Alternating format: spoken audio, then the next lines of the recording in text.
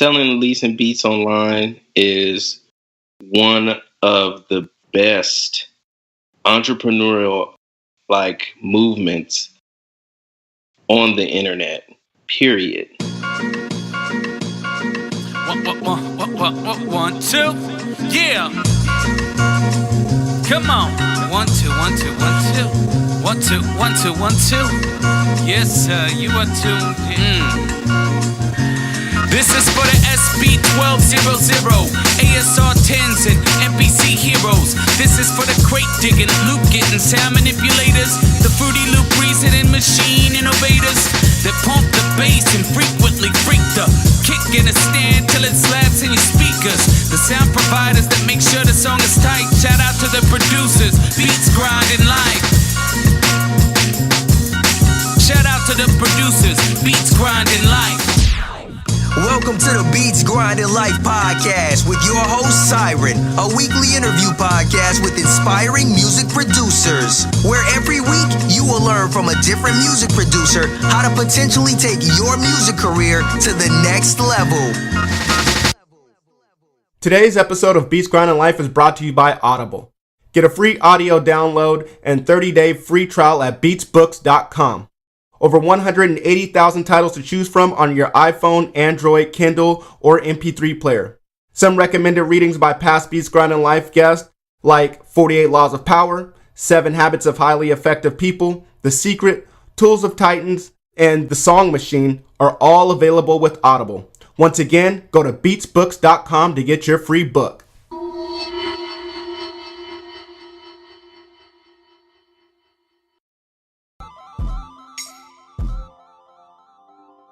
What's up, Beat Grinders? This is another episode of Beats Grinding Life. I'm your host, Siren Beats, and with us today we have THX Beats. THX is a multi-platinum and Grammy-nominated music producer and engineer from Los Angeles, California. He has been featured on soundtracks of some of our favorite movies and television shows. He has also worked with some of our favorite artists like Rick Ross, Chris Brown, Snoop Dogg, The Game, Anderson .Paak, T.I., Jill Scott, BJ the Chicago Kid, David Banner, and many more. So, hey, y'all, we got a heavyweight with us. We got a heavy hitter with us. THX Beats. How you doing, bro? I'm chilling, man. I'm actually well rested. Oh, dope. I'm in a good state of mind. That's what's feeling up. Good. That's dope. No better feeling than that, man. I'm on the opposite spectrum, man. I'm not rested enough, but that's cool. We're gonna get this interview done, and yeah, it's going to be great, man. It's going to be a great time. So, I introduced you to the Beat Grinders. They know a little bit about you, man. Why don't you let them know something else about you that I may have mentioned, maybe a well-known or not a well-known fact about you? Well, a lot of people don't know that I'm a dad. Dope. Okay. Yeah, that should probably be the first line in my bio. You know, proud dad. For sure. And I take that shit real serious, man. I take it serious as fuck. It's a big deal. Yeah, you should, man. How many kids? Just one. Okay. Boy or girl? I'm actually one and done, dude. I'm not even gonna You're one and done. You know what? I said that at one point too. But no, I'm getting a tattoo. Like, that's how serious it is. Like, just one kid, like real big, or like just one kid, like a face tattue. Oh yeah. Something that's like, okay, you can't go back on that. Nah, one, bro. Well, you are serious. You gotta rock that front. One and oh man. Yeah, it's so irreversible. Yeah, that's for sure, man. All right, man. Well, that's cool, man. Well, thank you again for coming on the show, man. Really appreciate you. And how we always start Beats Grinding Life, man, is we always want to know the origin stories. We want to know about you, man. How did you get into music production? What made you want to be, the super producer that you are today?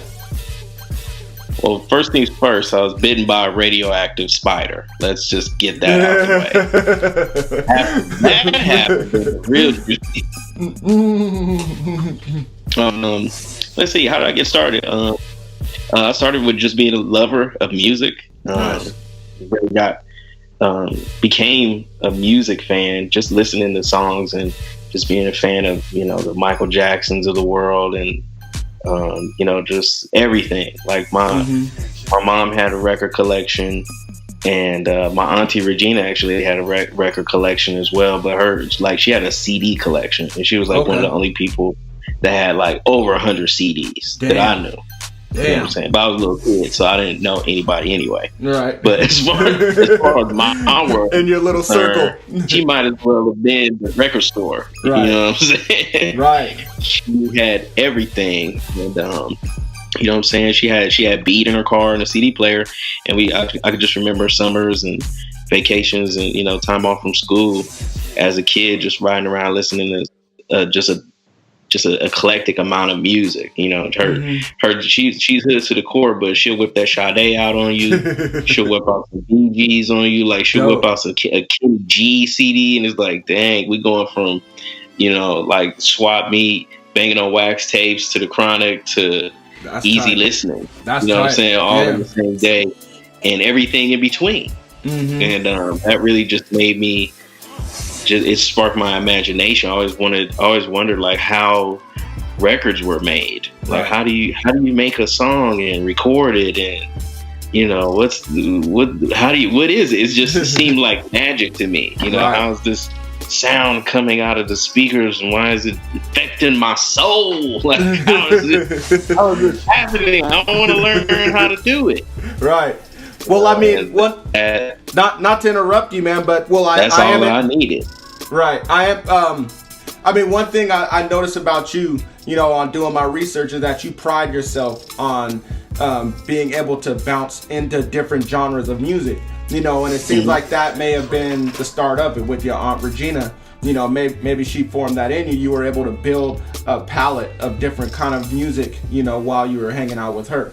Yeah, definitely. I owe a lot of my eclectic tastes to her just being exposed. You know what I mean? Like, and that's true with just about any kid that's passionate about something. You know, if you expose young people to just different stuff, who knows what they'll pick up on? You know, who knows what that'll inspire them to do? And just being exposed to just a eclectic and vast different, it took over me. Like I knew from a pretty young age that I would be interested in creating music at some point. And you know, and because that's part of my DNA, like just loving so much. I think everybody loves a vast amount of music. You know, nobody is just one. They only listen to one thing. If you do, I don't know. God bless you. You're probably a little loco. Yeah, I do know some people that listen to just one genre and one subgenre of music. You know, they listen to like just. So I know some people that listen to all rap. You know, and if you try to expose them to anything else, they don't want to listen to nothing else. But see, that's the beauty of what rap and what any genre can bring, is it can bring in elements from another genre that you don't even know exists. That's true. Yep. You see what I'm saying? Yep. So even if you were that dogmatic of a music listener, right? You gonna catch this fade. Like the world is gonna get into you some kind of way. Right. Yeah. And you know, I got lucky with that, and you know, it's definitely been my calling card. I wouldn't say that I necessarily have a sound or anything like that. Although I've been informed, I don't think I have a sound, but I've been told like, yeah, you have. Like it's unique in its own way, and that's definitely a blessing and a compliment. So that's awesome, man. That's dope, man. That's dope. Well, I mean, I'm just going to fast forward just a little bit. You know, you told us about your origin story, how you got into music, what made you want to get into music. Now I want to know what made you want to get into music production. But now I want to know when you did start music production. How did that happen? What kind of music equipment did you start off with, or maybe software? Equipment wise, I started with Windows 95, baby. Wow. You know, shout out to Microsoft. That's crazy. What was the program called? What I mean, what was the program called? I think it was called like Beatbox or something like that. Wow. And it had 8 tracks on it, 8 different rows of a step sequencer, and you could load, one sample into each track, and then step sequence to make a pattern. And I didn't have no samples. Right. I didn't know at the time. I didn't know how to record sound into my computer yet. I hadn't learned that part. Right. Obviously, today that sounds ridiculous because that's exactly right. I was just gonna say I'm a little older myself, so I know exactly what you're talking about. Right. There was a time where it was like, you use a computer to make your music. Right. Yep. That was a thing. Yeah. So it evolved from there to Fruity Loops. Okay. The predecessor to FL Studio, which is like, the hottest thing in the world right now. So once I got a hold of, I think it was Fruity Loops 3, let me say. Pretty early. It was one of the pretty early versions. Once I got my hands on that and the IBM ThinkPad T20 that I borrowed from my best friend, I couldn't be stopped. I wouldn't stop making beats. Nice. I couldn't control myself. It was ridiculous. My grades took a splash. I would be making beats in class. I'd be making beats at lunch. I'd be making beats in detention. I'd be making like it just took over me. Right. Tight. I'm feeling that. That's what's up, man. Okay. Well, FL Studio was Windows 95. Beatbox is where it all started. It evolved into Beatbox of all things. I think that's what it's called. We might have to search the deep web to find that. Yeah, and I am. I'm definitely gonna look that up and attempt to look it up. Right. We need a screenshot of that just to show you how far we've come. For sure, man. Well, that's what's up, man. I mean, that's a first on Beats Grinding Life, for sure. But I mean, that just goes to show your progression, and you wanted it bad, you wanted to get into music bad, and hey, it was gonna take Windows 95 for you to get there. So that was really a revelation, because what I learned was that. On my quest to find out how do you make music recordings, on my quest, I discovered that you could use computers. That was really a turning point for me, because I was like, dang, I don't know how to play the piano. Like, I never had any instruments. Right. I never had any. There aren't any musicians in my family either. So I didn't grow up around like music creators and having any touch with that. And then doing further research, seeing giant mixing boards and reel-to-reel tapes and drum machines and stuff. I was like, man, like, I don't have access to any of that stuff. Right. Then when it was like, oh, you could use a computer? I know how to do that. Right. I got a computer. I built my own computer. You know what I'm saying? Right. I'm like, oh, it's nothing. I can use what? Run that page. So did somebody introduce you to the program, or you just found it doing research? Just searching on the internet. God bless the internet. Yeah, just looking until I found something. Okay, that's what's up, man.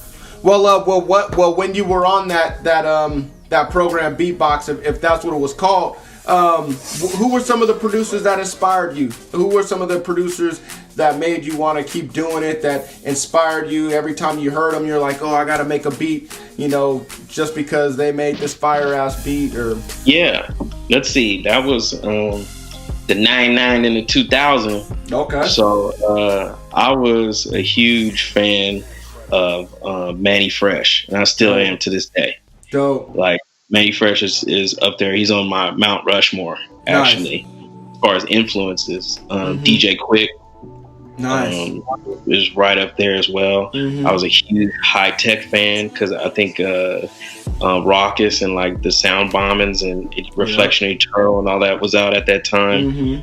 And it was like, whoa, like those sounds were just like, they turned me from a boy to a man. You know what I'm saying? You know, but the list goes on. Your Battle Cats, Rick Rocks, you know, so many legends. Obviously, Dr. Dre goes without saying, like he's on everybody's list. Yeah. You know, getting into Slum Village and learning about Jay Dilla, the Neptunes, Timbaland, Knots. Like it's just, anybody who did a beat on Busta Rhymes' Anarchy album. Like, cause I love every beat on there. So you know, you talk about Swift, Just, and Scott Storch. Like I just became a fan of beats. Period. Like just I always wanted to know who made the beat. Oh, Gangstar, Primo, blah blah. It's like the list is literally the pantheon of hip hop production. That's what got me. Like I became a fan of everybody. Right. And I couldn't wait to get my hands on that. I couldn't wait to get my hands on some Wu, to hear RZA's tracks. I couldn't wait to get my hands on you name it, bro. Like it took me over. That's dope, man. I can definitely relate to that, man. I was the same way. But that's what I took from that was, man, there's a lot of producers that you name and a lot of different sounds, you know, and we still got this eclectic sound, eclectic music taste going on. You know, I mean, you just named, you know, Battle Cat, you named DJ Quick. You know, I mean, we got West Side stuff, and then we also got the East Coast stuff. We got the Down South with Manny Fresh, you know, and so you know, it's still you didn't reject any of these guys because of their location or their sound. You just took it all in. Absolutely. Yeah, I took it all in, and then when hip hop got me into wanting to know who the producers were, you know what I mean? It got me interested in who were the men and women behind the boards. So then I started to learn about Moby, who's a big influence of mine, and I started to learn about Aphex Twin, and I started to learn about, you know, like William Orbit, and it was like, okay, now I'm a fan of producers of everything. Nice. You know what I'm saying? Like I need to know who did this. I need to know who's involved in this. Right. This is amazing. That's dope, man. That's dope. That's what's up, man. You know, another thing I took from that was a name that you mentioned, Battle Cat. I saw where Battle Cat shouted you out, you know, and oh yeah, that was a whole lot of love right there. Yeah, what a man, nice guy. I mean, I'm sure that had to feel great, man. I mean, somebody you looked up to, you know, eventually years down the road, just shouting you out and showing you love. I mean, that has to be amazing. Yeah, it's a trip. You know, I've been in the room with Battle Cat a couple of times and watched him do his thing. He's watched me do my thing. And, you know, it's just that I wonder how, you know, guys feel like being on the same court as LeBron when you watch LeBron, like, since you were a kid. Right. You know what I mean? Or MJ or something. It's like, yo, it's Jordan. He's really wearing the Jordans. Like, he's holy shit. Right. You know, but you still got to do your thing, though. Yep. You know, you still got to perform. So, yeah, that's... You know, we do need to... I really appreciate what Battle Cat was doing. He was giving it up to a lot of people. A lot of people who are really unsung. Okay. Particularly as far as like West Coast is concerned, and we need to do that more. You know, I like that should be a trend. Sure. I like where he's going with that. Like we should give people their roses while they can still smell them. That's you know, tight. For real. Yeah. You know, so that's a big deal. I love Cat for that.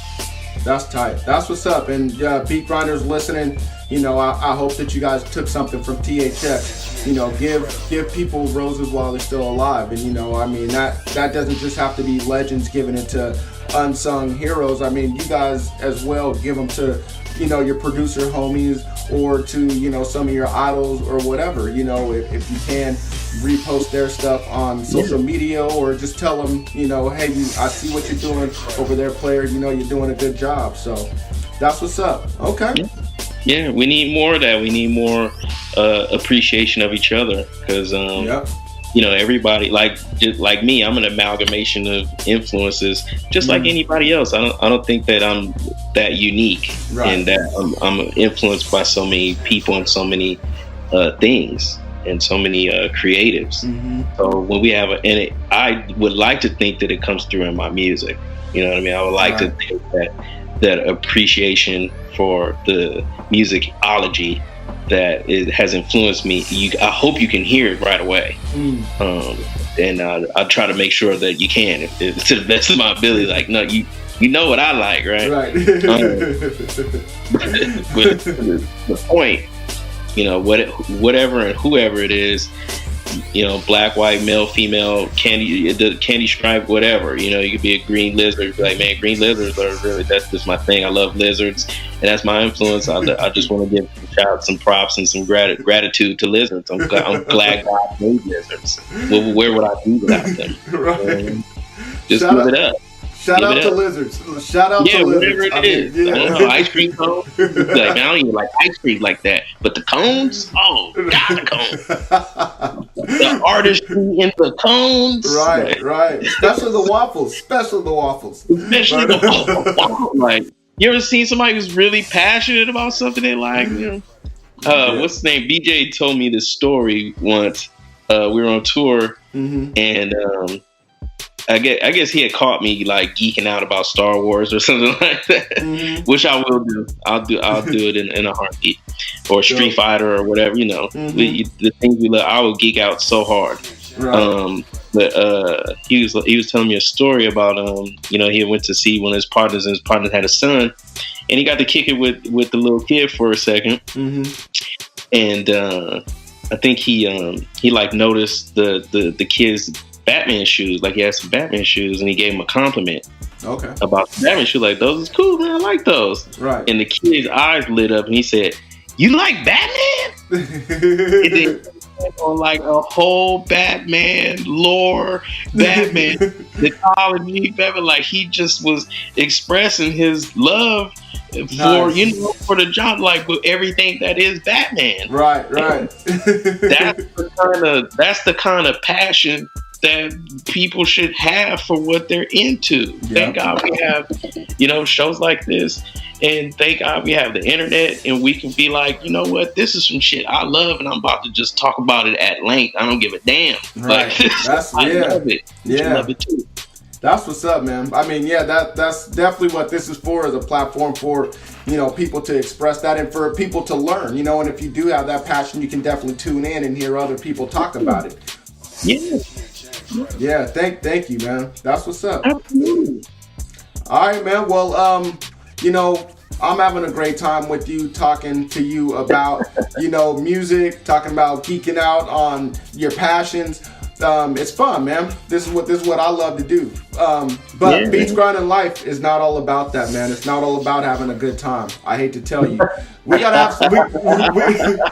throw some bad times in there, man. We gotta throw some bad times. And so I want to know if you could tell me a major setback or a failure that you've had that you were able to bounce back from. So maybe some of the beat grinders listening, they could try to avoid the pitfalls. Yeah. Struggle stories. Yeah. Struggle story. I've been seeing struggle stories, you know, gain a little bit of momentum as of late, and I'm very happy for that, because, you know, having things like social media allows us to, you know, paint the picture that we want to paint. Right. And you know, if you paying attention, or if you wokish enough, or if you bump your head enough times, or you'll run into somebody that you've seen their image before, and then you run into them in real life, and it's, you know, it might let you down. Because you know, social media is just that. It's media. You know, it's another form of entertainment. But okay, well, let me tell you, I'll just go straight for the gut. Like, the most difficult thing that I've ever gone through in my music career, and the most painful thing that I've ever gone through in my music career, and that was the death of Track Bully. When Track Bully was murdered, that broke my heart. It broke my heart. It really did, because a lot of people considered him like a protege. I consider him more like a little brother. You know what I mean? And just a good guy. He was a genuine person. And I'll piggyback off of that, because it's kind of a combo of losses. Well, but before you do that, if you can just explain to some of the people that don't know who Track Bully is, like myself. I mean, the name sounds familiar, but I don't know if I quite know who he is. here's the reason why you don't. The reason why you don't know who Track Bully is because he was just beginning. He was just beginning to get his feet into the scene. You know, he was just he had just begun to dig in and really network with artists. He had just begun to dig in and really hone his craft. He had really just begun. Right. He had just begun just turning the corner. As a matter of fact, at the time of his passing, he had got his first placement on the Ice Cube album. He had got his first placement at that time. He was only 21 years old. And that's why you don't know. It's someone who was cut down before their potential could even be realized. Right. Oh man, sorry to hear that. You know, that was the part that really broke my heart, and it still does to this day. When I think about him, I think of all that he really had in front of him, and that goes for, you know, anybody whose life ends prematurely. Right. You know, life is short enough as it is, but damn, 21. Yeah. You know. Yeah, that's way. You know, like we have with Tentacion recently, or Mac Miller. You know, just it seems like any time is too young to die, but really these are kids here we're talking about. Where people don't even have no grades yet. You know, who haven't had a chance to really see the world and blossom, and that turned me completely off. Wow. From doing music. It turned me off from LA. You know, it made me want to leave. I packed it up, actually. You know, I ended up moving to San Diego for a while and just laying low and just trying to wrap my head around my life, because that it just hurt me so much, because I was close to him, and the things that I mentioned before was his potential, and he was really just getting started, and it just hurt me so much that I kind of, you know, recessed and went into a shell and cut myself off from a lot of people. There was a lot of people I wouldn't talk to, and you know, I wouldn't come around, and you know, I disappeared for a while, and definitely wasn't handling things as creatively as I could have. But it took a lot of soul searching to come back from that. Wow. Okay. So, I mean, they say that, you know, time heals wounds, and I'm sure that, you know, that was one thing that definitely healed those wounds for you. What else was it that made you want to get out, to get from up under that shell? It took good support. I'm gonna say I actually did have good support.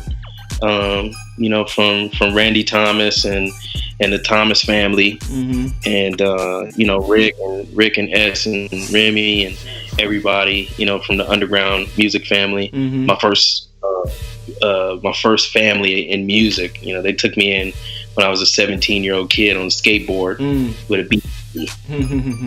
And you know, just having that family, that musical family and foundation, and people to be supportive of you and be like, no, you know, you're dope, and to cheer you on, to be like, you know, like, nigga, where you at? Like, where the beats at? Right. You know what I'm saying? Because life does go on. Yeah. You know, whether we're hurt or whether we lose or fail or, you know, fall down, it's inevitable. Yeah. It happens to everyone. No one is immune. It rains on the just and unjust alike. Yeah.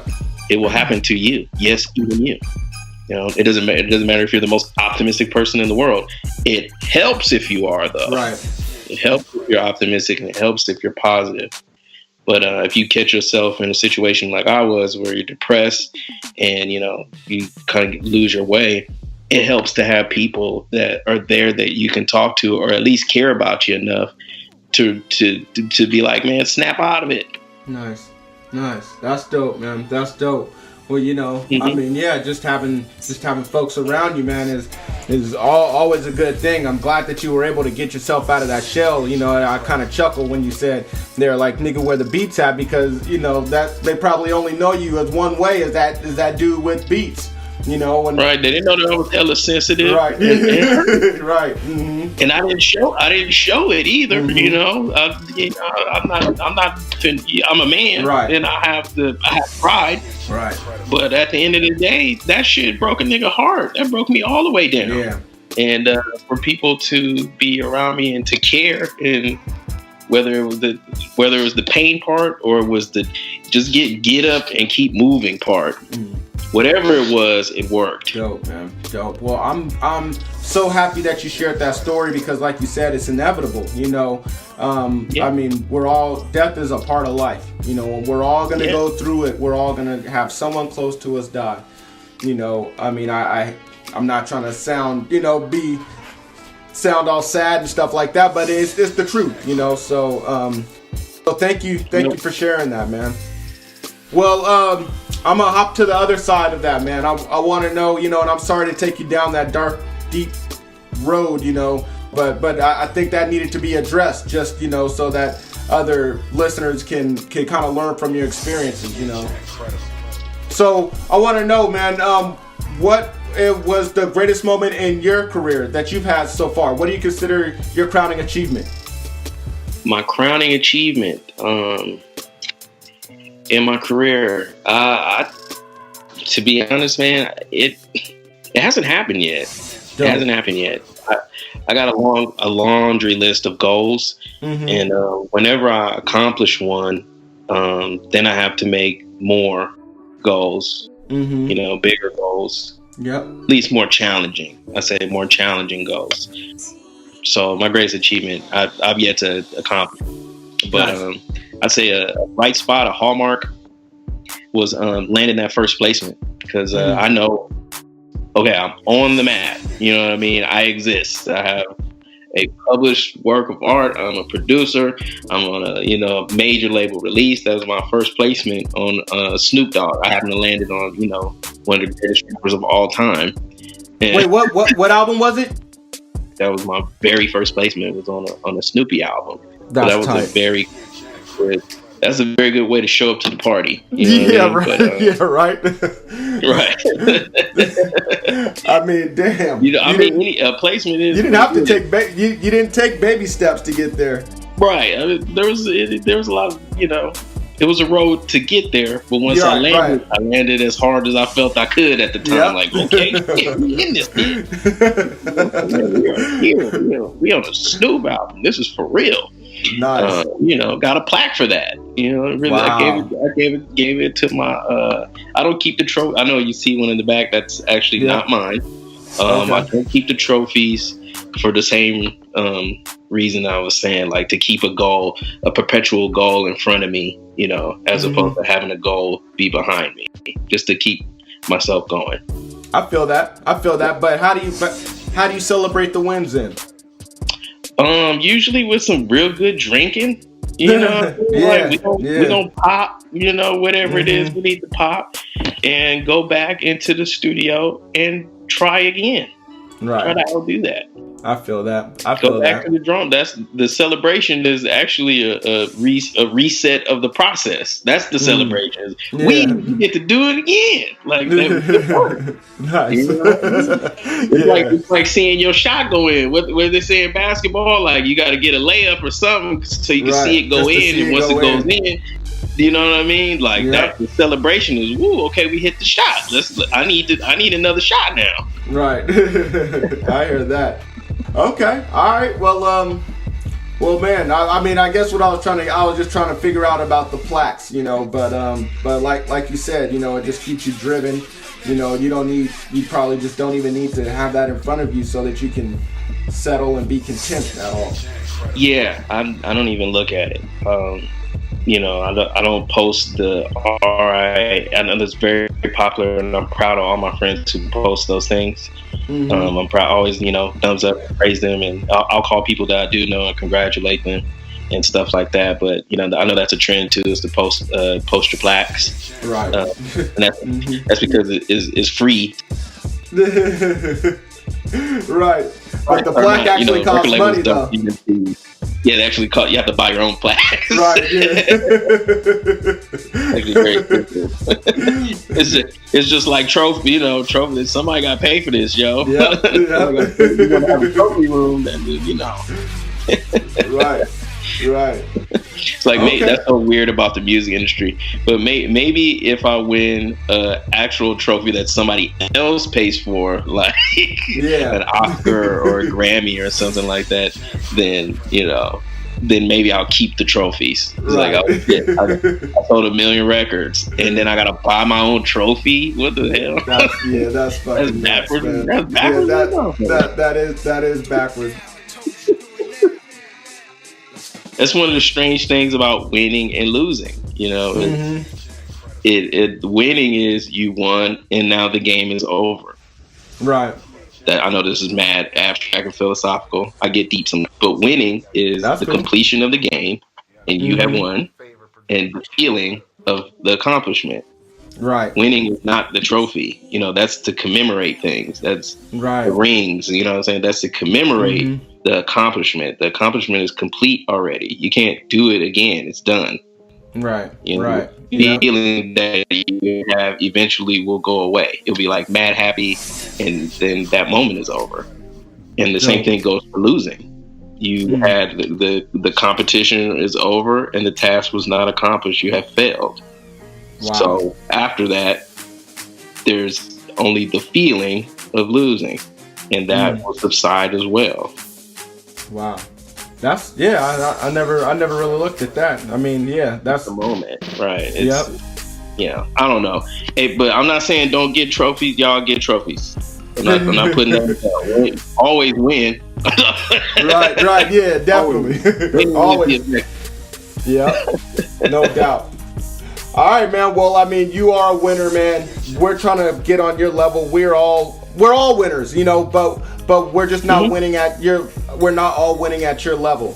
So in order for us to get to that point, man, they say in order to be like someone, you need to emulate them. You need to do the things that they're doing. Okay. So I want to know, what are you doing in a typical day? So that way maybe we can set our day up like yours, and then set ourselves up for success.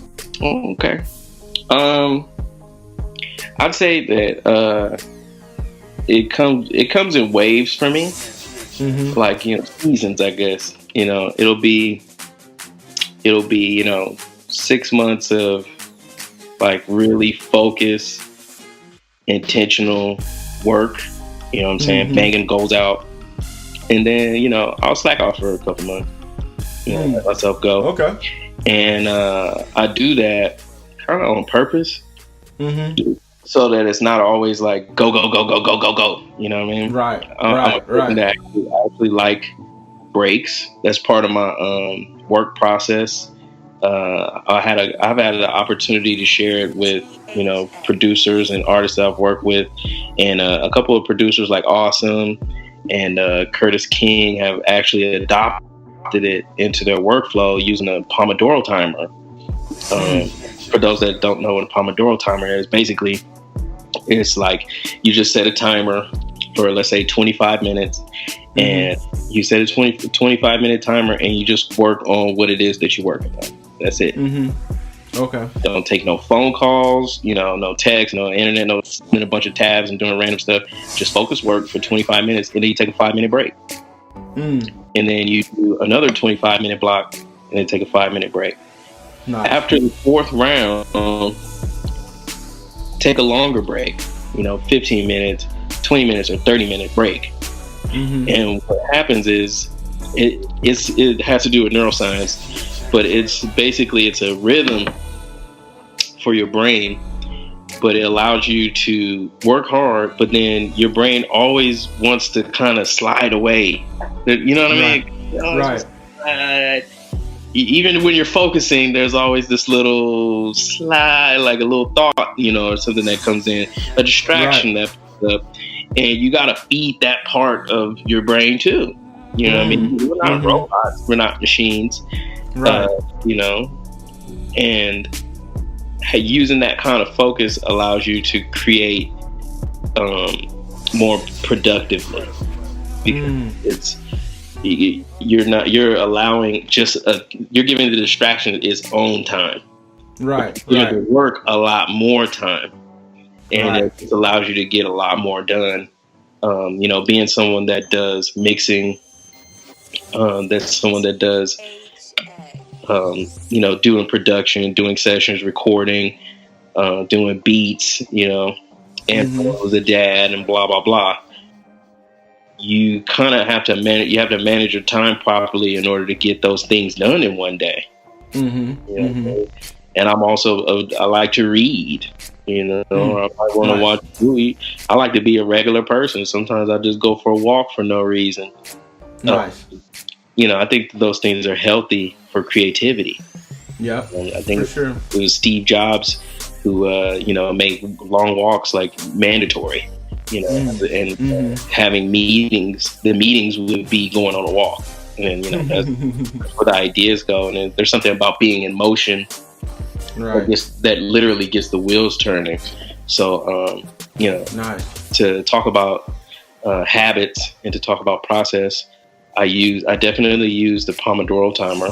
That's very important to my process and my habits. And taking breaks. Like I said, I'll grind for months, but then I'll take a couple months where I might do 2 beats that whole month. And a couple months, man, I might end up with 10 tops. And that's on purpose, so I refocus on other things that are important to me. Because it's beats, grind, and life.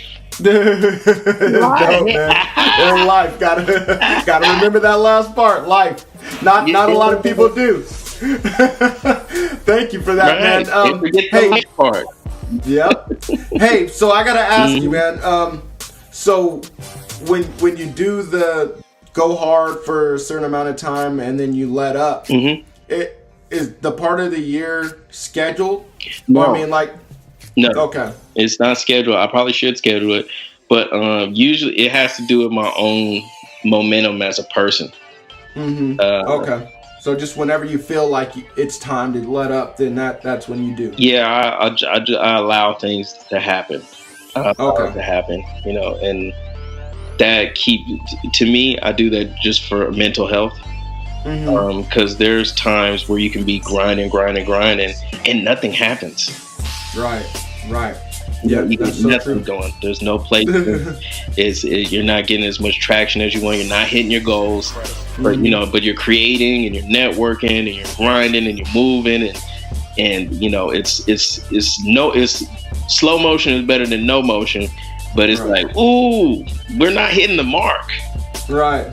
So time to reset. Right, it's time to reset because either there's something that I'm not doing right, or it's literally that there's something that I'm not doing right that's not creating a flow in my life to where, because that affects things too. If you're on grind mode and you're taking L's, that can affect how your relationships are with people. That might affect your relationship at home. That might, that we're whole beings, we're whole people. So if you're taking L's, that might affect how you do something else that you're supposed to be doing, like raising your kids, like a little bit too aggressive or short-tempered, or those things, they manifest themselves in different ways, and it's a way of just monitoring yourself. To live a balanced life. Because another thing I want to throw in there is that it depends on what your goals are as well. Right. We're definitely taught, especially in America, we're definitely taught about the go-getter attitude and the nonstop grind and grind it out until it happens, type of stuff. Right. Pull yourself up on your bootstraps. There's a bazillion sayings, and they're very, westernized and indoctrinated into our lifestyles and into our society. And we respect people that lose sleep. You know what I'm saying? We respect people that, cut off all their friends and they just grind and ball, and it happened. And then, when you look at some of those success stories, those sacrifices come at a cost. Yep. For sure. You look at like the lack of sleep, and the effects that it has on your body, short term and long term. You have to sleep. Right. No, I don't sleep. I love Kevin Gates. No, I don't get tired. Nigga, you get tired. Everybody gets tired. Everybody has to sleep. I grind 24/7. You're full of shit. And it's actually unhealthy. It's unhealthy. Yeah, it's unhealthy as hell. Take a nap. I take naps. I'm great. I take breaks and I take naps. That's the secret. Bro. Nice, man. Well, I mean, I'm just now starting to embrace it. I always have so much on my plate, and so sleep has not always been a priority for me. But I'm making it a priority. You need rest and you gotta recharge your batteries. And some people need less sleep than others. All that shit is fine. It's all good. Mm-hmm. And sometimes you have to make your sacrifices. But again, it depends on what your goals are. And for me, success is more if it's composed of different things, and it's a scale that leads to a balance that's called success. Peace of mind is the heaviest thing on there. Wow. Right. That is more important to me than just grinding all the time. And a money goal and this. I have money goals. I'm a regular person. I have money goals. But the most important thing is you having your damn sanity and having your peace. That's more. It lasts longer. Right. I mean, what's the point of having all that money if you don't have your sanity and your peace? Well, I mean, I'm gonna move on. We were on this question for a while, but that was kind of deep right there. Yeah, it was, but I mean, it was necessary. I appreciate it, man. But I'm gonna just go back to it before we move on, and just the blocks, the 25-minute blocks, and then 5 minutes off, 25 and off. I mean, I love that method, man. And I'm definitely gonna have to try it because we're always talking about suppressing our distractions, and eliminating distractions. But you're allowing it. You're saying, look, distractions are a part of who we are. That's just part of the mental makeup. And so instead of getting rid of it, allow it, but limit it.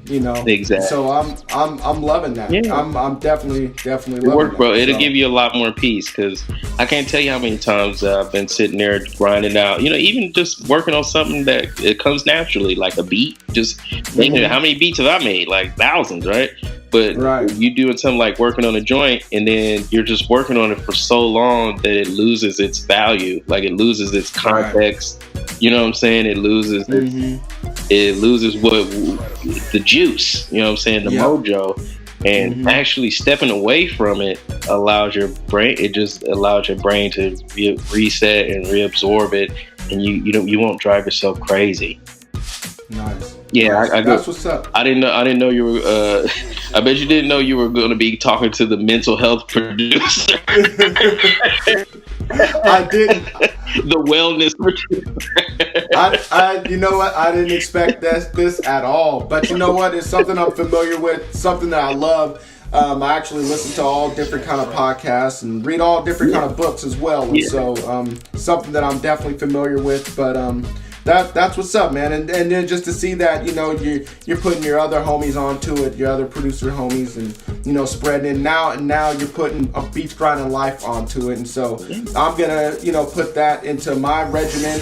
And beat grinders, I hope that you guys do the same. So try it out. Give it a day and just see what the results are. Track it and see if you got more done. See if you feel better. If you just feel better and you're happier about your work. Okay. All right, man. Well, this next portion is called In the Studio. I can see your studio. I can see a little bit in there. Not really. But yeah, man. Did you need a tour or something? Nah, man. It's all good. You're about to give us a verbal tour. You're about to let us know what you do in there, what you do it with, and how you do it. So, you ready? Yeah. All right, man. So when you first start making beats, do you have any set ritual? Is there anything that you do before you get going? Do you drink some coffee? Do you spark up? Do you have an adult beverage? Do you turn off the lights? Turn down the lights? What do you do? Yeah, I could talk about all those things. Let's see. Let's talk about my best day. Let's say I'll give you on my best day and on my worst day. Okay. So on my best day, I woke up early, 6 a.m. or something like that. I woke up early and I either got some exercise or, just went for a walk, something to get the juices flowing. Nice.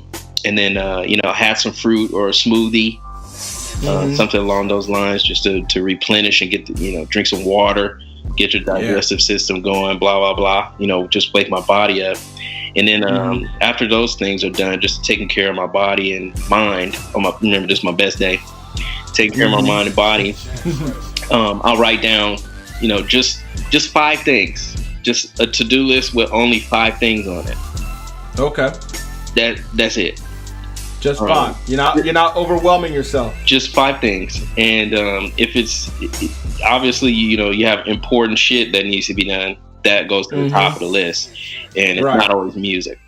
So I put the 5 things that I really want to get done or really need to get done on the list. And then I write down a list of, just things that I feel thankful for.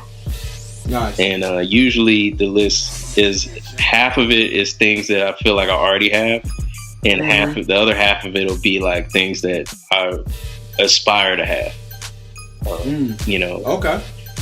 Continuously. Things like peace of mind, things like good mental, physical, and spiritual health, things that I'm appreciative of, like family. And then, I put other things like Grammys and Billboard #1s and fly cars and mansions and shit, like right. Blah blah blah. Once I got those things done, in the studio, I love light.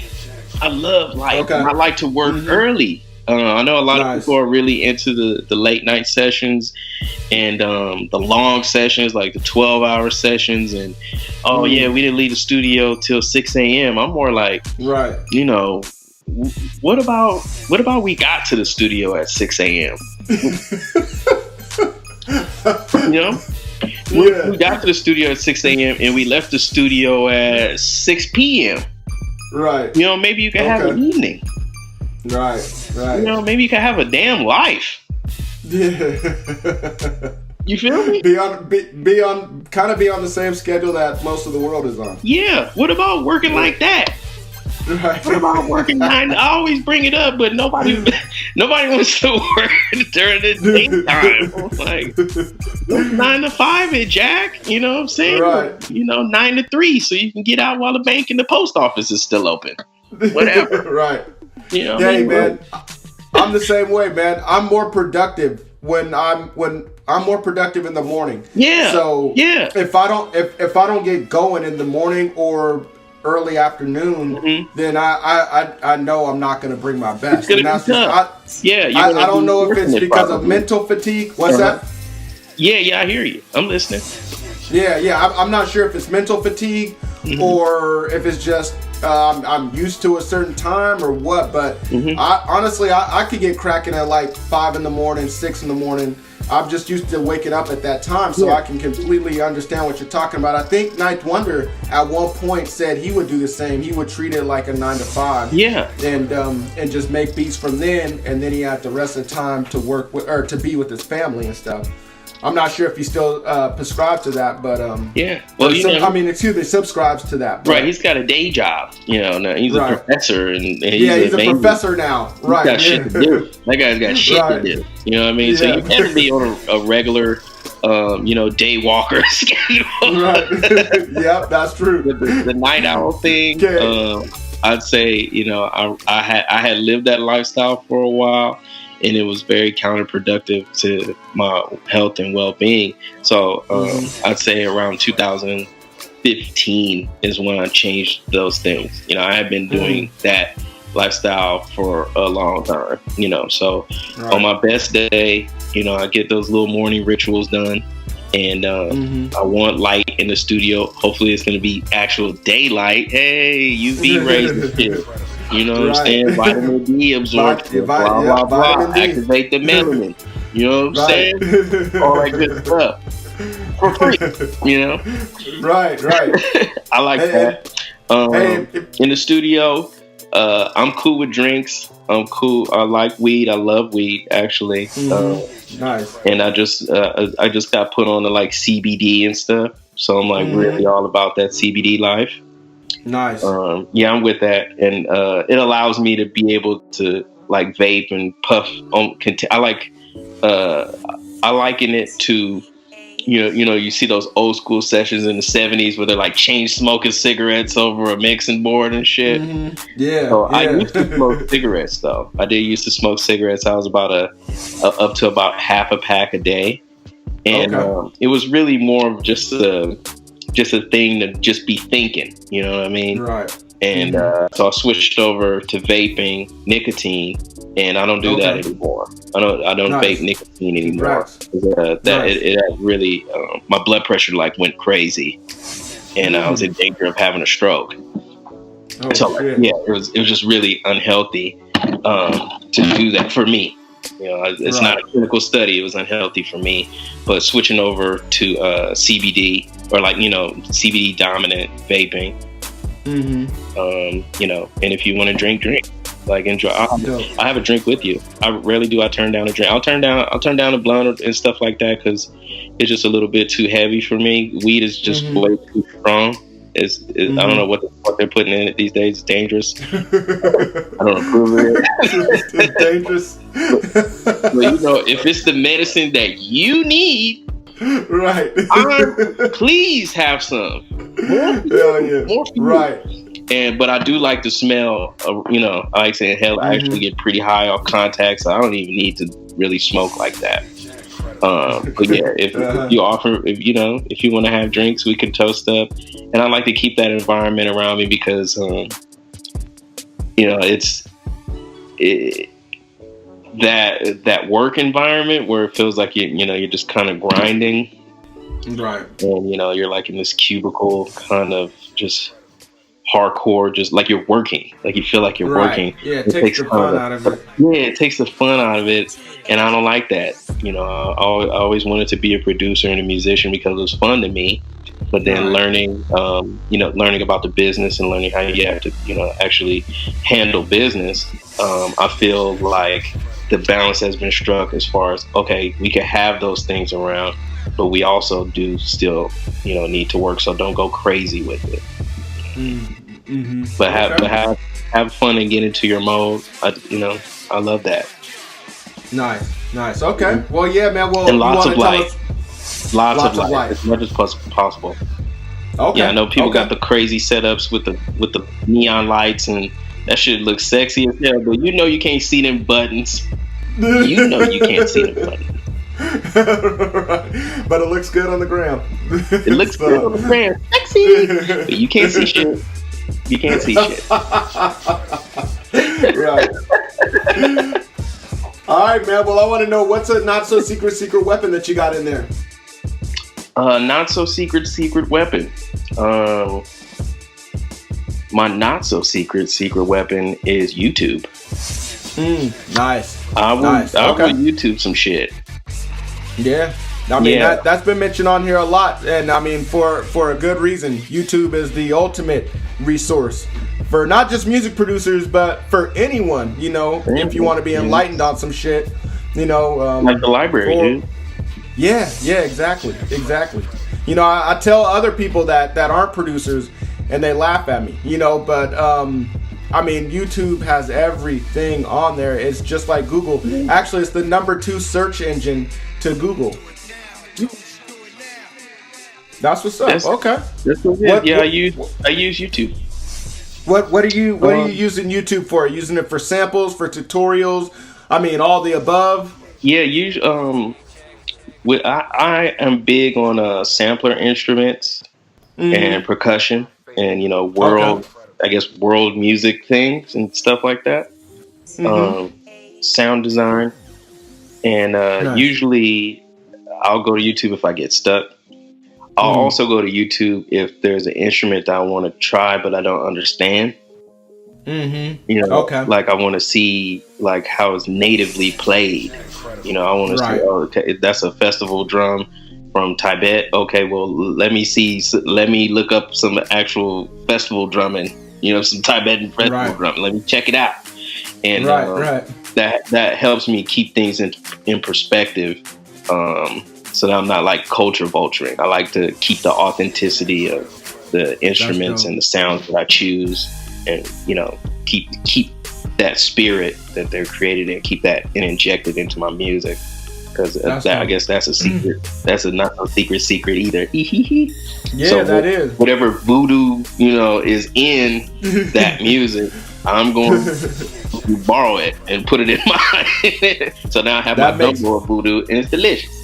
Yeah, no, that makes sense. That makes perfect sense right there. Thank you for sharing that, man. Mm-hmm. I mean, it's almost like, if you want to learn how to, do a weightlifting technique, you can go on YouTube and look at the proper form. Yeah.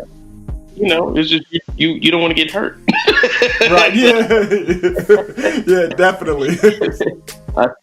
Somebody might see me like, hey, you gotta check out this new VST, this new synth or something. I'm like, okay, well, send it over. I'll load it up, and then I'll be on YouTube before I even turn the damn thing on.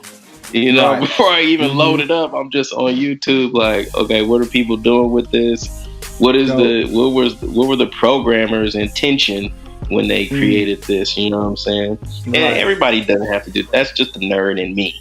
You know what I'm saying? I'm not saying that's the sauce, but that's just me. Like, I have a respect for the work and for the man hours and for the creativity and ingenuity that's put into the instruments that we use, whether they be analog, virtual, or whatever. The instruments that we use in our music.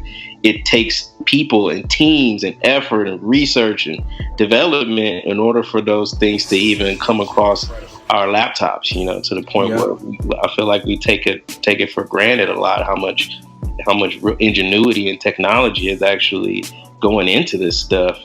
Things like Splice and Sounds.com, that's amazing. Like, how you can just basically Google a sound and drag it and drop it into your DAW, and now you're making tunes. That's brilliant. That's amazing. Gotta show a little bit of respect for it. For sure, man. For sure. That's what's up, man. All right, man. Well, I want to know, what all do you have in your studio? What equipment or software do you currently have in your toolbox? What's in my toolbox? Yes, sir. So, what are my tools? Okay, weapon number 1, Ableton Live. Nice. Okay. I'm an Ableton guy. I stopped using FL 10 years ago. I stopped using FL 10 years ago. I made the switch to Ableton Live over the course of a weekend. It had to do with my what's the word? Like my rehab days in San Diego, and my good friend, shout out to Smith, Agent Smith. We were making some tracks or whatever. We were collabing on. I think it was Logic, because everybody was getting into Logic at that time. I think we were on Logic and we were collabing, and it crashed. And he was like, I got this Ableton thing. You want to try it out? I said, yeah, sure. So, he would do something, then I would do something. And then when I had a question, I'd be like, hey, how do you, where's the, oh, never mind, I found it. Oh, yeah, how do you edit the, oh, never mind, I found it. And it just, over the course of that weekend, it was speaking my language. Like, it didn't take me long to learn. It was like, oh, okay, I need to be using this. And I feel like a lot of people have that epiphany when they're, when their mind is open and they want to get into Ableton. Like, they're like, oh snap, I got to get into that. Or they see what people can do with it. All the open sourcing, that's going on. People hacking it, doing scripts and looking at what's your girl GPS doing video game controllers as MIDI controllers, all that stuff. Wow. But anyway, Ableton. Okay, number 1. I could go on and on forever. Shout out to Rance 1500. He tells the legend all the time of when I brought Ableton around, and he's like the Ableton. He preaches the gospel of Ableton. Like, he will try to convert you. If you're in front of him for 5 minutes, he'll mention it. Like, you put Rance on Ableton? Yeah. Wow. Yeah. I didn't like teach him how to use it. Right. He was interested in it, and I was like, yeah, that's what I use. And he was like, I'm about to do that. That's dope. And he did it. I'm like, you're a smart guy. You'll figure it out. But that's dope, man. There's no THX Ableton tutorials out right now. Not yet. It's on the to-do list, though. Nice. But, all right, Ableton's weapon number one. The other things I like, the Native Instruments machine. In my studio, I use Machine Studio as a controller because I grew up admiring the MPC guys and the SP guys, all the producers that we named earlier. And I always, even though I didn't start on drum machines, I always wanted a drum machine. Right. But due to the change in the zeitgeist of music production, drum machine they aren't what they used to be. You know what I'm saying? They've been reimagined and as controllers so that you can keep that feel. Right. Because there's still something about having tactile things to touch, buttons, pads, knobs. So I try to keep those things around. Actually feel a little more connected. Yeah, because mouses ain't musical, bro. A mouse is not a musical instrument. I mean, it is, we're making it. It can be. It's a very shitty musical instrument, let me tell you. Now, I'm going to be on YouTube looking up mouse music now, seeing like if somebody is really cold, like, oh shit, he did that with all the mouse. Live, But I eventually went to musical. For college, I majored in music to learn, theory and to learn how to play keys. Dope. And I always wanted to incorporate that as part of my process because that's what I saw from the people that I looked up to. You know what I'm saying? The people that, as far as emulation goes, I saw them with the Triton or the Motif and the MP, and I always wanted to incorporate that as part of my process. Now it's more of an ergonomic thing than anything. Having controllers around, I use the APC by Akai. That's another weapon of choice. I definitely take that on the road with me. I DJ and I do my live sets with the Akai APC. Love that thing. Okay. Yeah. But let's see. Under the hood, it's actually very basic. Over the past 5 years, I've made the migration away from crack plugins and software. My setup it's all legit, so I only use a few things now. I do have a lot of libraries. I have Native Instruments Complete, for the sample libraries to get the realistic instruments. I'm a big Arturia fan. The whole Analog Lab is like one of my weapons of choice. I love everything they do with analog modeling. It's about as good as it's gonna get. And it's about as close to the real thing. Right. But I do use Complete. That includes like Massive, and I still use the oldie but goodies, the Absence and the the FM7s and stuff. I still use those.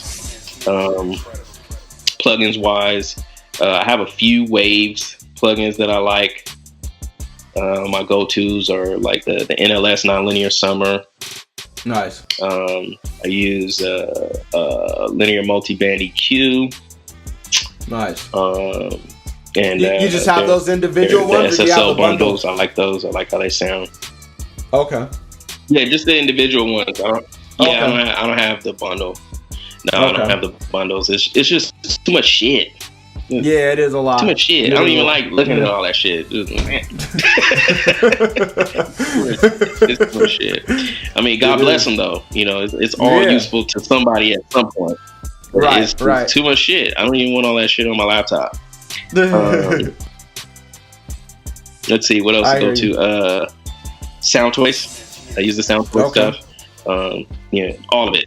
I use all of it. Dope. You name it. I use all the Sound Toy stuff. I love it. And Softtube. I got a few Softtube plugins. I know I said I didn't have a lot of shit, but as far as you producers go, that's not a lot of shit. Yeah. But that's basically it under the hood. That's it. Okay. Well, that's what's up, man. I mean, you gave us a shitload of stuff. that we can all, I mean, I'm sure beat grinders, if you guys don't have all of that, you can definitely, I'm sure he has something that you don't have. And so, you know, you know what? No, it's no. You have everything that I have. Trust me. There's no secret sauce. Right. I'll be looking at, boy, let me tell you, I'll be looking at people's laptops like, man, how do you even have space? Is there any more space? Right, I know, right? So much shit, like, oh, and like I've hung out with DJ Khalil a couple of times, and he actually has, his studio looks like a museum. Like he really has all the analog, I can believe synthesizers, all the analog keyboards. Even, you know, transistor organs, and he has all that shit. He has all that shit, and then he'll crack open his computer, and it's like, what? And he's all, every time I go there, he's always showing me something new. I'm like, hey man, that's why you're a legend, because you're still curious. Yep. Wow, man. I admire that. Well, that's what's up, man. I gotta ask you, do you still have the Nico? No, I don't have the Nico anymore. I I love that thing, man. When it came out, it was my boo. I lived by that thing. And I even had the big one with a bunch of keys, the 61 key or whatever. I even had the big one. And I would tote that mug around town like it was portable. Like that's not. But man, I couldn't do anything without. At the time when those was out, that's pretty much the best C you could build for creating music. You know what I mean? As far as the hardware is concerned. Their downfall, they actually really had good customer service, and I met Vinny Wong twice and all that stuff. You know what I mean? But their downfall was that the motherboard wasn't upgradable, so once faster chips started coming out, it got left behind. Right. Well, beat grinders, if there's anything that THX mentioned that sparked you guys' interest at all, you guys definitely go to beatsgrindinglife.com under THX's show notes, and I'll definitely provide links to everything that he just mentioned. So, all right, man. Well, this next portion is called In the Mix. We're just going to speed things up just a little bit. I'm going to provide you with some questions. I want you to give me a quick response. It's kind of like rapid fire. So, but if you need to take your time on a question, we definitely understand. We definitely appreciate it. Do you prefer making beats with samples or without samples? I like to make my own samples. Dope. Nice. Great answer. What's your opinion on selling and leasing beats online? Selling and leasing beats online is one of the best entrepreneurial movements on the internet. Period. Nice. That's what's up. Okay. All right. Usually I could go on about that. Hey, if you need about that. Please do. If you want to share more, because I mean, when I ask this question, it's always outweighed by the opposite perspective. You know, where we have a lot of producers on here that say no, they don't want to sell or lease beats. They'd rather build relationships with artists. So if you have a different perspective of that question, man, please share it. Well, I'll just say this. If you're all you beat grinders out there, if you're aspiring to use your craft and to use your passion as a means as a form of income, as a stream of income, you in order to be successful up to your level of success, but we're talking specifically about financial success. But in order to be financially successful, you have to use your gift and your craft and your skill as much as you can in as many places as you can until you find your place, like your happy place, where they fucks with you at, where they cut the check. So I spent the majority of my career in what we call now as the traditional producer, the traditional chasing placements music industry, as a part of the music industry. I always aspire to be a music industry guy, you know what I mean? To be one of those producers, a hit maker, the Timbos, the Dr. Dre's, et cetera, et cetera. I wanted to be that. And that's what drove me to pursue that and to pursue getting a placement on Snoop as my first accomplishment. That's something that I wanted.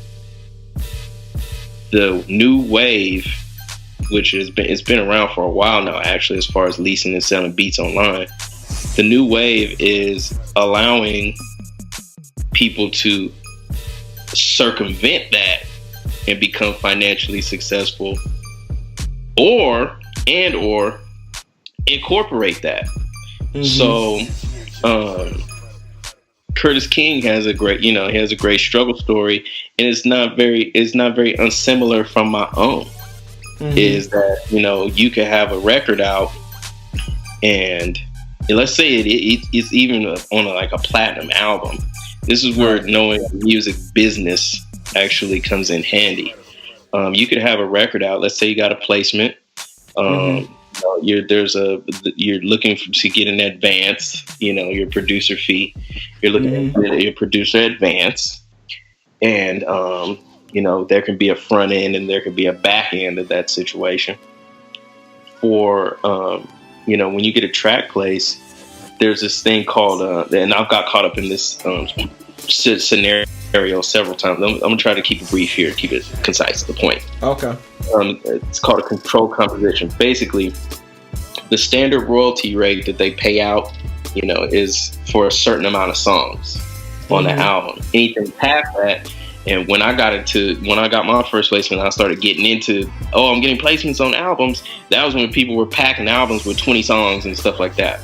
So if you get a placement on an album, and Timbo and Dre and Pharrell and so on and so forth have done tracks 1 through 11, and you're after that, what happens is you get paid after they get paid. You get paid after them. So here's the thing about that. You get paid after they get paid, but only after the album recoups. And for any of you beat grinders who don't know what recouping is, there are production and recording costs that are associated with putting out a major release. That we're putting out any release, really. Like, it costs money to make the record. So when an artist is signed to a record label, they have to pay that money back. Remember the TLC story? You got to pay that money back first, and then everybody else gets paid. Right. So and the producers even get paid before the artists. But there's a pecking order to that shit too, and it's called controlled compositions. Anyway, the music is such a weird thing. So let's say you are going to get some bands and stuff like that, and having credentials is definitely something that's good for your career. Like for me, like, he gave me an intro. He talking about artists I forgot I even worked with. That's awesome. Right. But while you waiting on that check might not come for 30 to 90 days. That check got rent. Right. You got rent. So back to selling and leasing beats online. It's an opportunity to basically do peer-to-peer business with with artists or with labels and et cetera, et cetera. It cuts out the middleman. The upside to that is, like I said, those things. The downside to that is the structure of the internet. It relies on the internet, and as you know, the internet is Wild Wild West. The internet is also trendy, so that's how we get things like type beat and stuff like that. We got these keyword, SEO wars, and it feels like it becomes crabs in a barrel at times. But then that's where your ingenuity as a business person, as a marketer, comes in. So there's ups and downs and pluses and minuses to both sides. But for people who put down the online producer game, shame on you. Shame on you. You shouldn't put down somebody's hustle for their passion. Right. And for people who are getting it online, getting that internet money, who put down people who aspire to be hit makers and aspire to, work with big name artists, shame on you too. Right. You know what I'm saying? Right. Because people's measurements and definition of success is different. So you can do one, you can do the other, you can mix it. I mix them both. I don't give a damn. I just like expressing myself. I like putting my art out there, but I also like giving my mama my trophies. Right. Right. I hear that, man. Well, I mean, they, and a lot of people on here say they don't do it and they wouldn't fuck with it, but they respect all the people that do it, and so,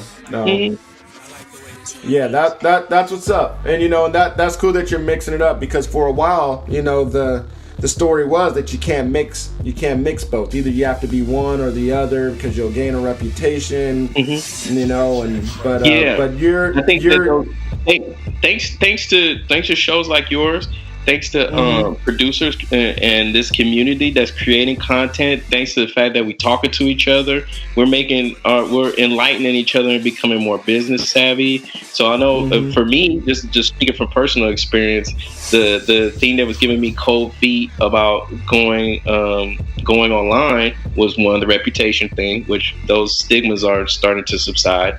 Was one of the stigma thing of, oh, you selling your beats for $25? Well, how do you expect to get 10 bands from Sony now? Right. Once you get over that fear, you realize that you have a very similar earning potential. The other thing about switching to online was, remember, this is the internet, so now we have beats on YouTube, and I've had people come to do recording sessions with me, and they'll go on YouTube and rip the beat flat off YouTube and then be like, put that in Pro Tools and we're gonna make a song to that. Now there's a red flag going off, like, okay, so you're just gonna steal in the beat and just record it. Right. That's kind of wild. You know what I mean? That's kind of wild. Shady. It's shady, but that we have there used to be this thing called jacking for beats mixtape era. You used to jack somebody beat and put a mixtape out. Hey, it's a hustle. So you run the risk of that. But now, as things are getting better, as the community is getting better, as the business is getting better for doing business online, I make sure that, for one, I copyright my beats, register all my tracks, all my compositions with ASCAP. I make sure that I also release my tracks on streaming platforms. So in doing that, it creates your content ID. You probably heard of content ID with YouTube and Shazam and stuff like that. Excuse me. So I've had a situation to bring it to a point. There's ways to protect yourself, is what I'm saying. Nice. To bring it to a point, I've had somebody just put my beat out. Like they didn't pay me for my track, and they did credit me for the production, but they didn't pay me. We don't have any paperwork. There's no split sheet. There's no, it's not registered. It's not registered properly with my performance rights organization. I'm with ASCAP. It's not registered with ASCAP, and my split aren't on anything. You know what I'm saying? There's nothing I could. How am I going to make any money off of that? Any residuals off of that? So what happened is somebody put my song out, or put a song out with my track, and they got a situation with the record label. So the record label wanted to re-release the song, so they took it off. They took it off of the streaming platforms because I had put my track out myself, distributed myself on the streaming platforms. When the record company got the song, they Shazammed it, or ran it through some damn algorithm, and I popped up. They had to contact me, and we ended up doing business properly. Finally, over that song. took all that. Right, it took all that, but just putting in that understanding. That's another understanding of business, making sure that your songs you copyright your work, you protect your intellectual property, making sure that you take steps to be your own distributor. that you take steps to make sure that your work is registered with a performance rights organization. Like, everything is coded, baby. We're barcoded, we're monetized, and we're content ID, we're scanning, and you can protect yourself from situations like that where people just like can jack your beats and whatever. You know what I mean? That's dope, man. That's dope. Well, thank you for sharing that, man. Like I said, we don't hear that very much on Beats Grinding Life, and just to hear somebody like yourself who is successful at doing both selling beats and selling beats online and in the industry, it's definitely valuable information, man, and I definitely appreciate that. Thank you for enlightening us on that. Of course, we got to help each other out in that. No doubt. I got a lot of my game from just the community itself, the online community. And I got a lot of my industry game from having industry friends. It's dope. It works analog and digital. Yay! Nice. All right, man. Well, what's a plugin that you think every producer should have in their arsenal? Plugin or VST? You know what? Nah, I don't think there's anything that's like a must-have. Okay. Yeah, you do whatever. I don't care if you use FL and all that stuff. FL is like the hot shit now. But I remember when I was using FL, it was like, what the fuck? Like, what the thing? Got a computer, but you turned it on and that shit blap, and it started making run. So as long as your music top notch, great. I don't care I don't care what you made it on. Let me rephrase it. What's a VST or plugin that you recommend producers to have? Okay. I'll run with that. I would recommend if you're someone who likes organic sounds, I recommend using the Contact libraries from Complete. I think they have some of the best sample libraries. I use them all the time. Whether piano, strings, guitars, you name it, you got a super dated meme. But definitely, if that's important to you, because we have here we have a lot of beat grinders here, and people do different things. Some people are record producers, some people are beat makers, some people might be doing stuff like me. I do a lot more stuff when it comes to the film and television side, mostly television or an advertisement. You need to have sounds that are the real deal. So I would recommend that. If you're into retro, if you're in the vapor wave or retro wave or something wave, because everything is called a wave now.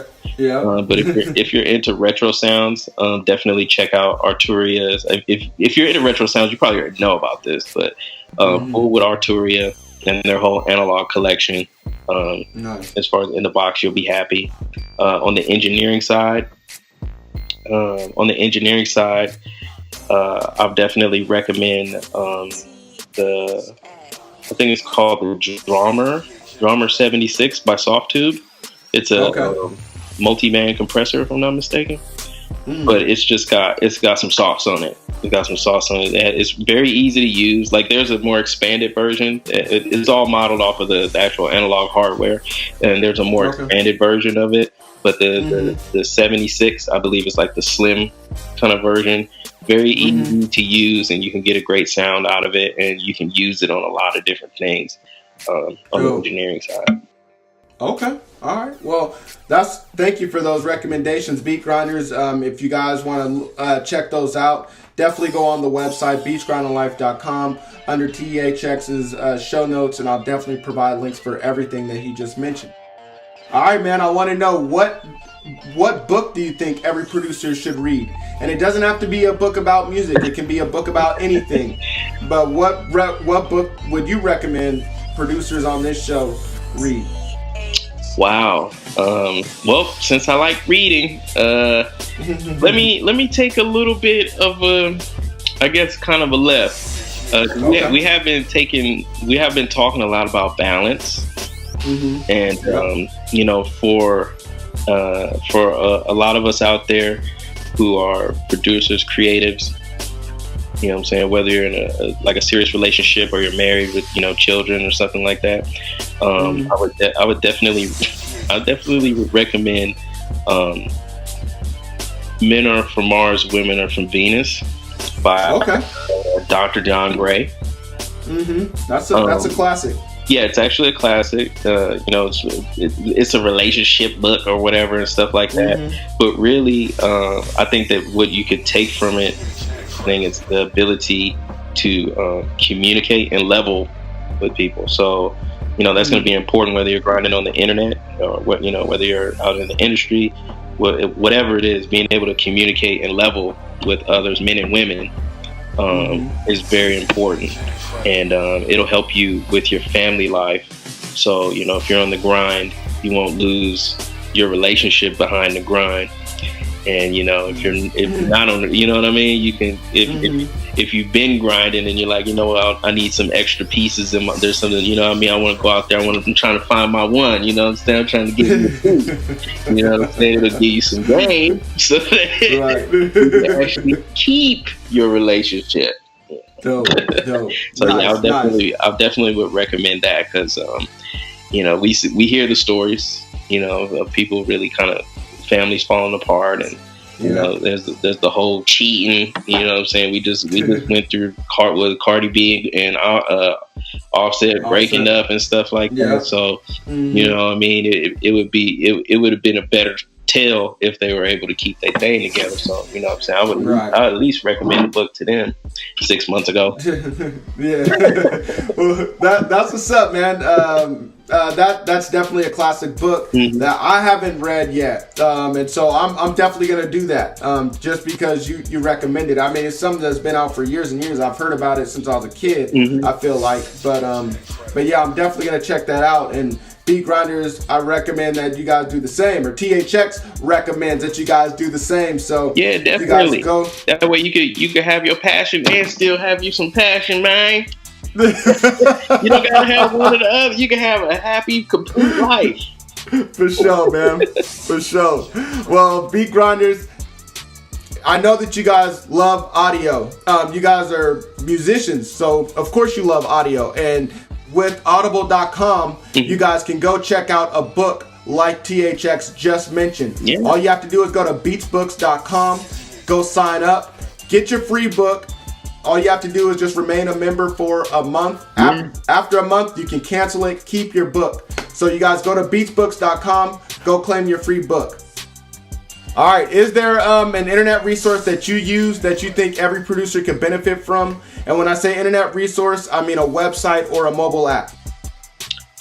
Let's see. An internet-based resource that besides what we're doing right now, besides Beats Grinding Life. Besides Beats Grinding Life? Yeah, that would, not to be overgeneral, but more producer-oriented podcasts and music industry podcasts are becoming more prevalent, and they're popping up and they're becoming a big deal. Yeah, and your boy Curtis King, for example. Absolutely, to stay on the pulse of what's happening, because we're professionals. So at the end of the day, we're turning our passion and our craft and our skill into entrepreneurship and into a business and a ways and a means to feed our families and live our best lives and stay dangerous. So it's important to just stay up to date and stay in touch with what's going on with your industry. If you were doing something else, let's say you were into electrical engineering, it would benefit you to stay abreast on the latest, and what's happening with technology, what are the newest developments, et cetera, what are some of the new problems that are arising in the industry that need to be solved. And thanks to what we're doing for each other as producers, the conversation is getting out there more now. And some problems that might have been in our head before, or we might have been lost about, didn't have anybody to talk to, didn't have a friend or a big homie or somebody who's done it before that you can look up to or check in on, or at least relate to, as far as experiences go. We got that now. Yeah, it's for sure. You know what I'm saying? It's a blessing to have this now. So whether you're on BeatStars, talk on the forum, or if you're on Airbit, same thing. YouTube, check people out on YouTube. You know what I'm saying? If you like, you vibe, network, social media of any kind. Consider YouTube also to be a social form of social media. To just connect in any way, and also stay up on all the podcasts. Subscribe to a few. And just use this community, use this resource that's right here in front of you. It's right. I mean, it's right here. They got free Wi-Fi. Nice. That's what's up, man. We got Wi-Fi on the bus now in LA. We got Wi-Fi on the bus. So you know what I'm saying. Kidding. That's crazy. Download the podcast and check in, strap in. You know what I mean? Yeah.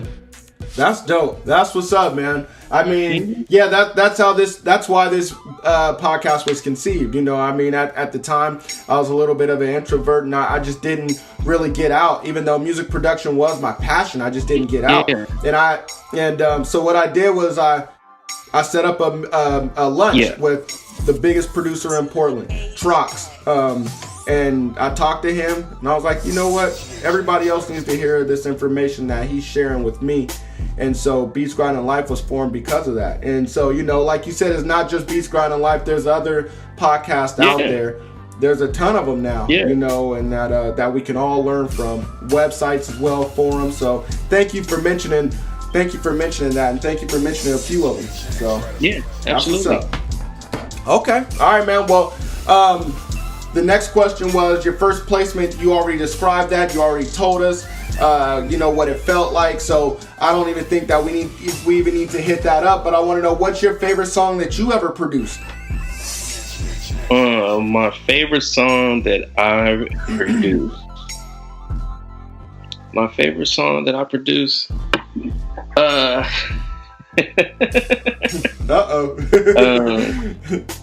My favorite song that I produced. What's the one my mom liked? My mom likes "Closure" by Jill Scott. She's like, I like that song. You know what I'm saying? And I play her the other stuff. I'm known for a lot of my West Coast stuff, my gangsters. You know what I'm saying? I'll be on my gangster shit. I think I probably made the most gangster beat ever made. The record with Bad Luck, Where You From, like that's the most gangster beat that's ever been made in life. Okay. I'll put it up against, and we can beat battle too. I'll put it up against anybody as far as like gangster West Coast or whatever. That's the most gangster beat ever made. It's been done, and I did it. It's done. It's done. What's that one called? It's the thriller of gangster. Like it's the the thriller of gangster. The thriller of gangster beats. Like it's the most gangster beat ever. But anyway, what's it called? What's the song with Bad Luck called? It's called Where You From. It's a classic. Okay. Classic. Okay. Yeah. Nice. But yeah, it'll make you grit your teeth, and you're gonna walk a little bit different. You know what I'm saying? You're gonna stand at a 90-degree angle with your toes. You're gonna really feel like you from somewhere, even if you ain't from nowhere. It's gonna put you right there. But that was really fun, and that was really early on. I like doing Closure for Jill Scott. I liked doing. It's actually kind of a hidden track on BJ Chicago Kids In My Mind album. He has a song called God Is Love. And I just remember that session was really spiritual. Not to get corny, but he played a loop that was played by Eric Ingram. Shout out to Eric. He had a bass loop that was just fire, and he was asking me if I wanted to mess with it and create something around it. I was just bouncing off him. We smoking, we're chilling, and I was bouncing off him. I'm like, just lay something down, man. Just and I'll see where we'll take it. And he just laid that line down, and then shit got weird. So the weed kicked in.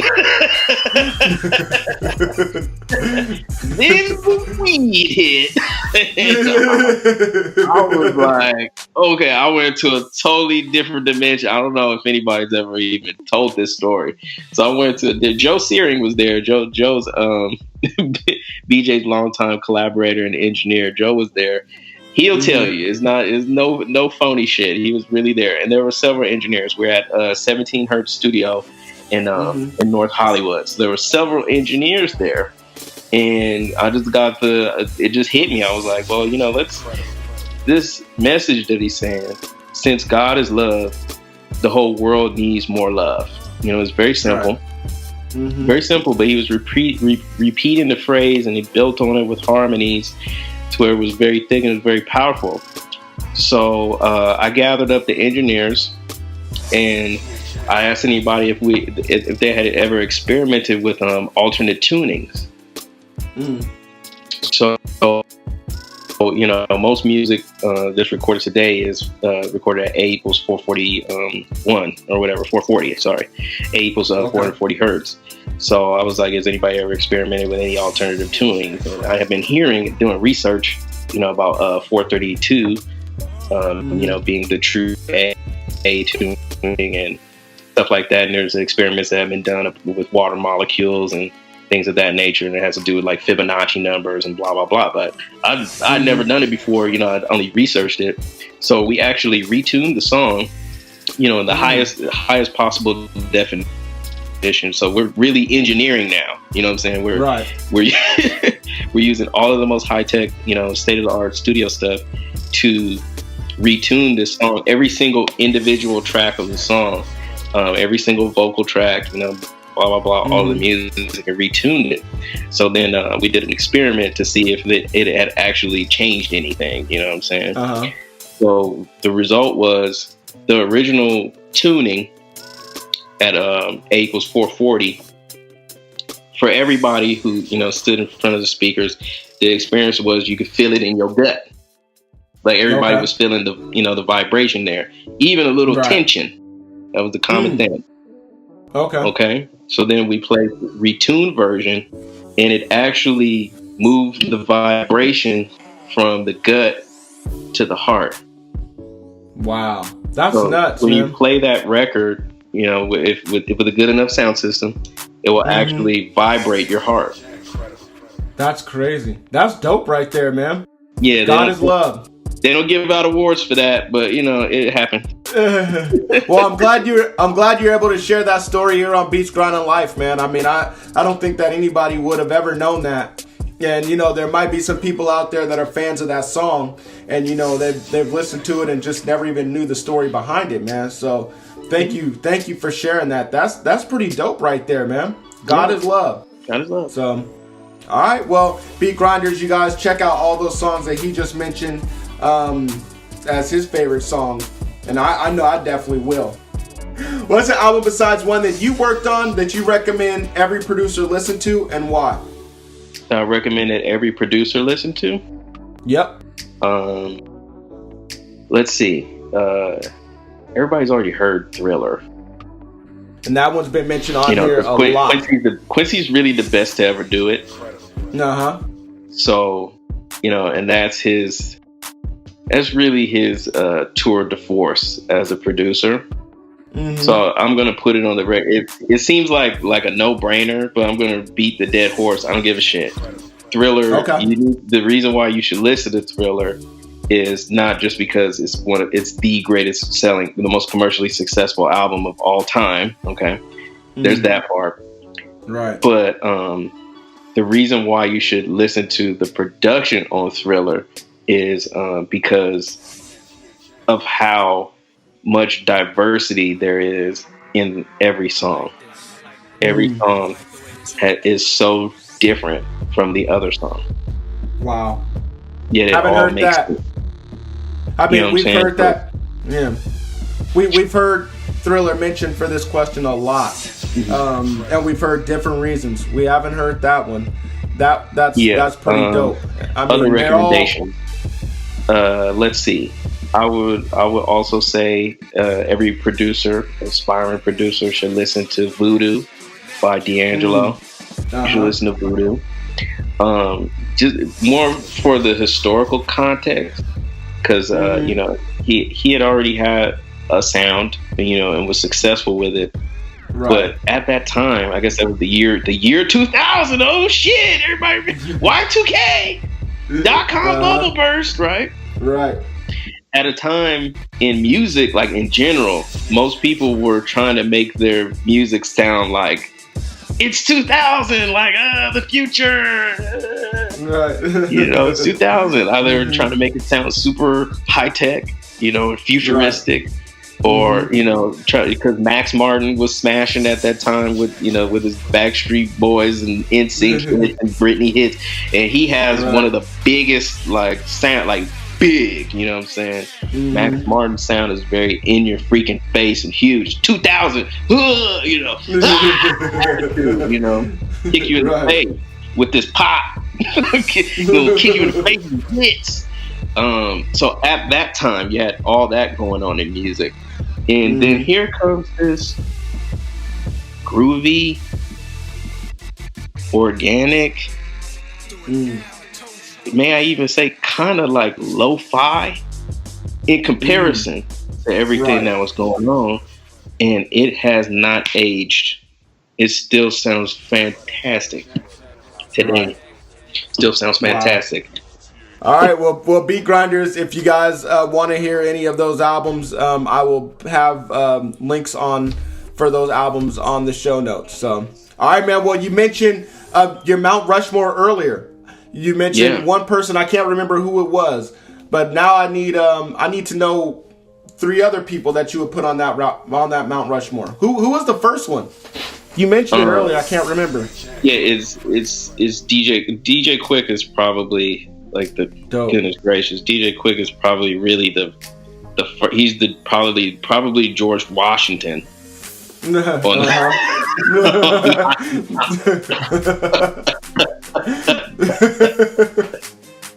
Hey, motherfuckers do not know how hard I used to think that I was like a baby Quick. Like I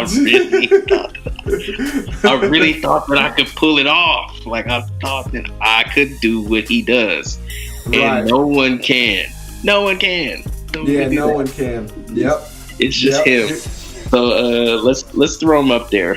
Throw him up there. So I got Quick. I've got Quick. I've got Moby. I know that's so weird. We've never heard of Mount Rushmore like this so far. I can tell you.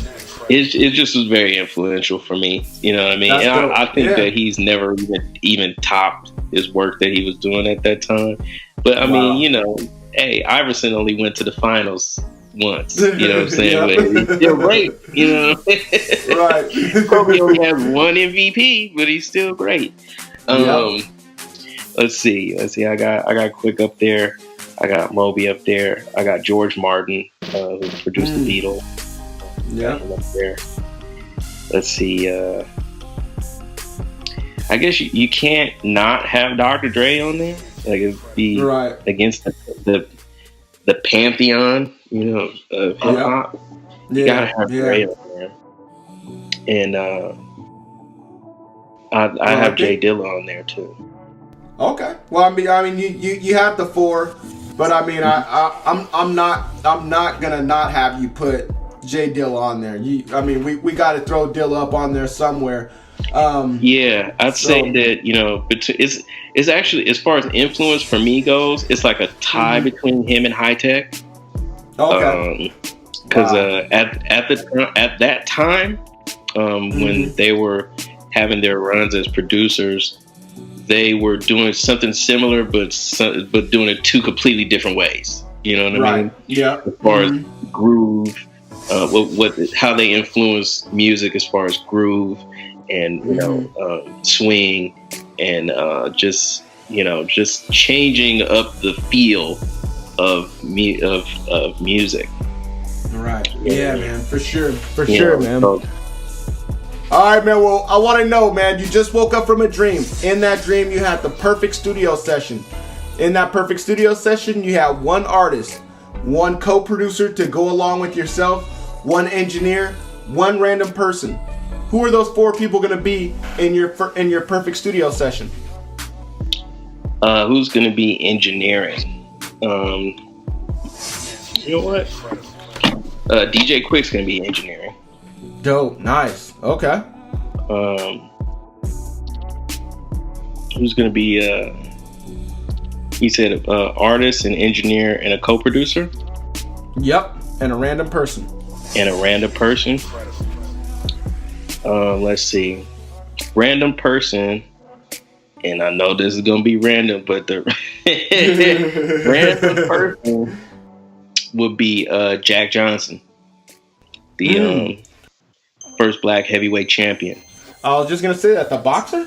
Okay. Yeah, it'd be Jack Johnson. He's one of my favorite personalities of all of history. Wow. That's dope.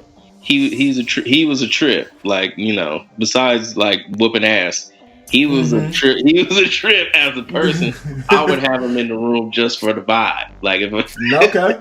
Wow, I never really got to know him as a person. I mean, I've only heard stories, you know. Yeah, he's definitely somebody about him in the ring, not outside. He was ridiculous, and just a pioneer of being that type of personality. You know what I'm saying? As far as going against the grain and just being like, fuck y'all, I don't care what time it is. You know what I'm saying? I don't care what your laws are. I don't care what your social stigmas are. I don't care about Jim Crow. I don't give a shit. Like, I'm black, I got gold teeth, and I knock every motherfucker out that you put in front of me. And I'm flashy, and I'm rich, and you can't stop me. I'm living. Like, he had balls. That's what's up. Right. That's what's up. It's, you know, I just mess with him off the strength of just being that, you know. Yeah. But yeah, I would like to have Jack in there, you know, if it wasn't Muhammad Ali. But you know, I don't know. But I'm gonna go with Jack though. Okay. Let's see, co-producer. Well, let me pick the artist first, and then I'll go because those two things are dependent on each other. So, artist. If I was to pick the artist, I would pick Kendrick Lamar. Dope. Nice. And then as the co-producer, I would pick Kavinsky, actually. Oh shit. Okay. Yeah, I would pick Kavinsky. Wow, dude. That's a crazy studio session. I mean, that would be so dope. I mean, of course, you know, it's not ever going to happen because we can't bring Jack Johnson from the dead. But, I mean, just hearing all of those sounds, I mean, I've heard, you know, a few of your beats. You know, I know what you can provide. And then to mix that in with Kavinsky, you know, that would be fucking dope. And then DJ Quick's not just going to wait for you guys to finish the beat. I'm sure he's going to hop in there and help out. So, I mean. He's right. You're getting a lot with him. That's a very, you know. He can fill the stat sheet up. Yeah, for sure, man. And then Kendrick Lamar with that, man, that sounds like a West Coast classic right there. Yeah, that would be ridiculous. Yeah, well, man. Well, hopefully that can definitely happen to where you can get at least you quick and Kendrick in the studio. That would be dope. All right, man. Well, I want to know, man. We're keeping the creative juices flowing, man. We gotta. I told you I'm gonna throw some crazy questions at you, man. And so here we go, man. I want to know if you woke up and you lost everything that you had. You ended up on some new planet identical to Earth, but all you had was your knowledge and $1,000. So you don't have anything. I'll give you your daughter. You got your daughter, $1,000, and your knowledge. What would you do in the next week to restart your career? I would. You said I got to keep my daughter? Yep. To restart my career, I'd invest my money in her. Okay. Yeah. That way we can both generate, you know, wealth together. That's dope. You got to elaborate a little bit. How would you invest in her?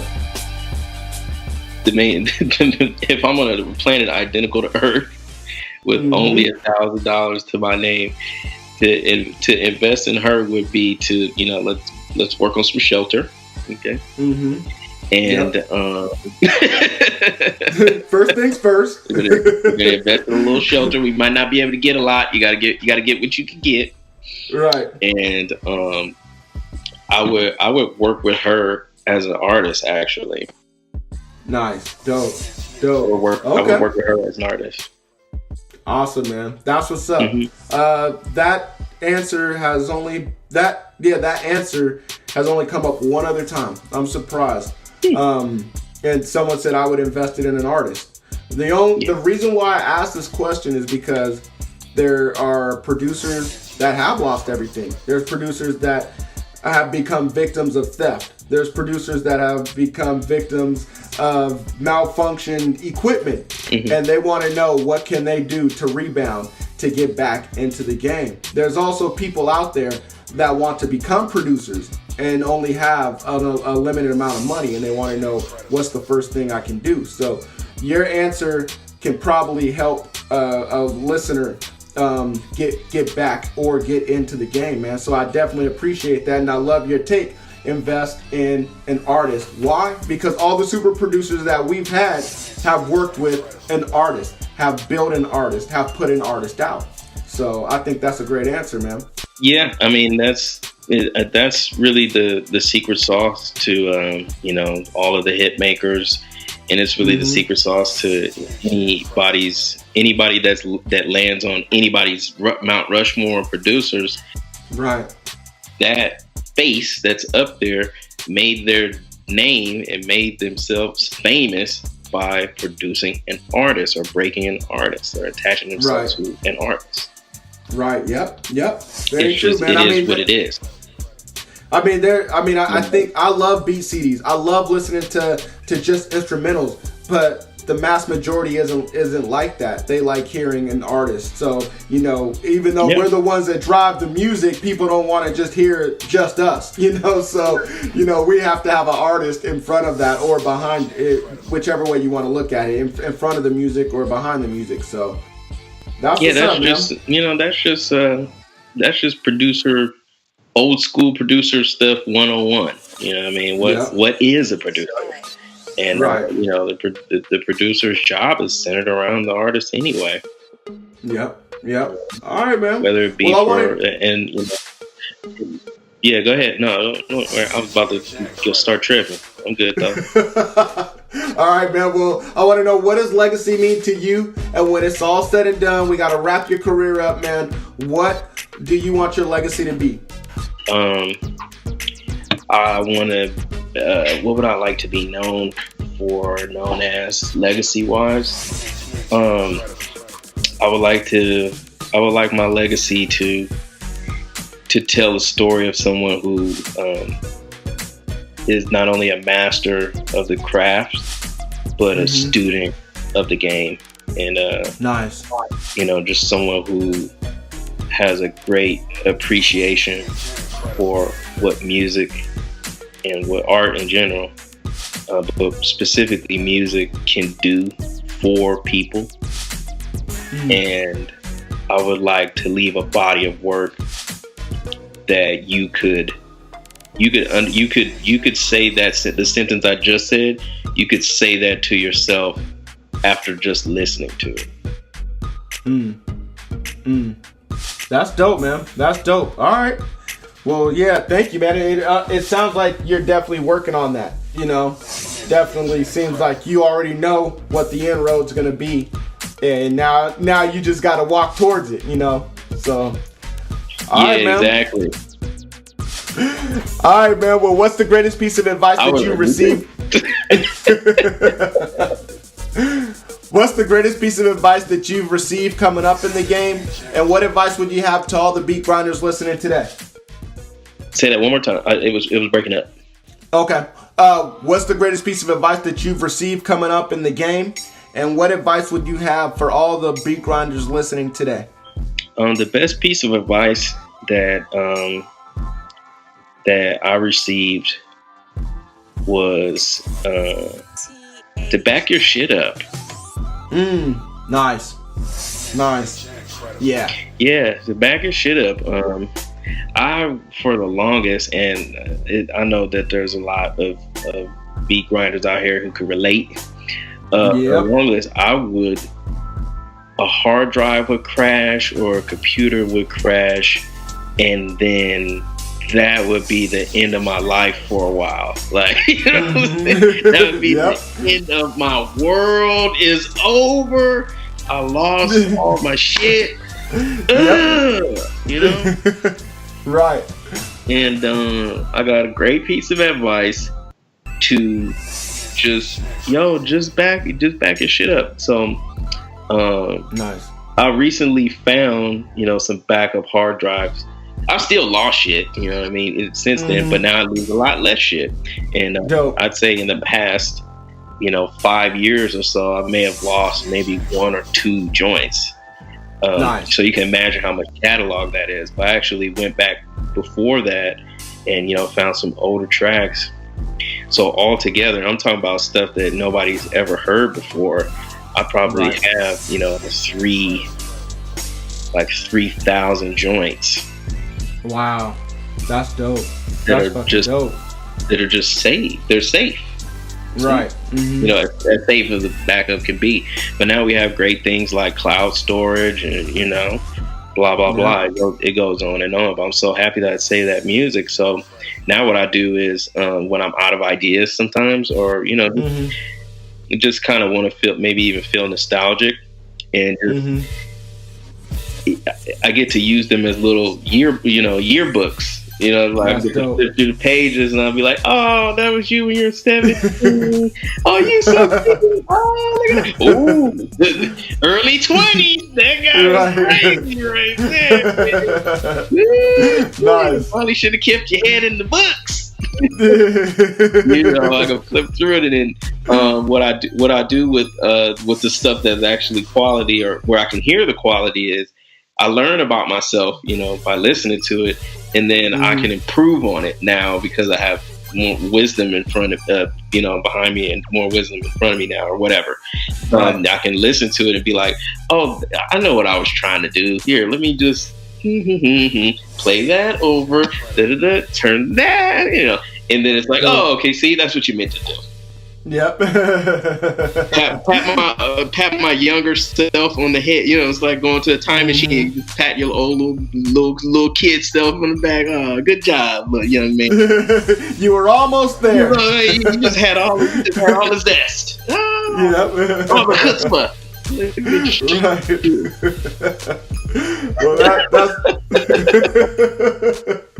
Well, that's what's up, man. I mean, we've heard that so many times on here. Back your shit up. Back your shit up, man. We can never hear it enough. We should hear it on every single episode. Back your shit up. It's true. So, beat grinders, you guys already know how it goes. If the backup ain't backed up, it ain't backed up. So that's just facts. Yep. So, all right, man. Well, that's what's up. If you have any more words for the listeners, if you want to let them know what you're working on, what they should be looking out for, how to contact you if you want to be contacted, man, please let them know. Hey, not everybody wants to be contacted.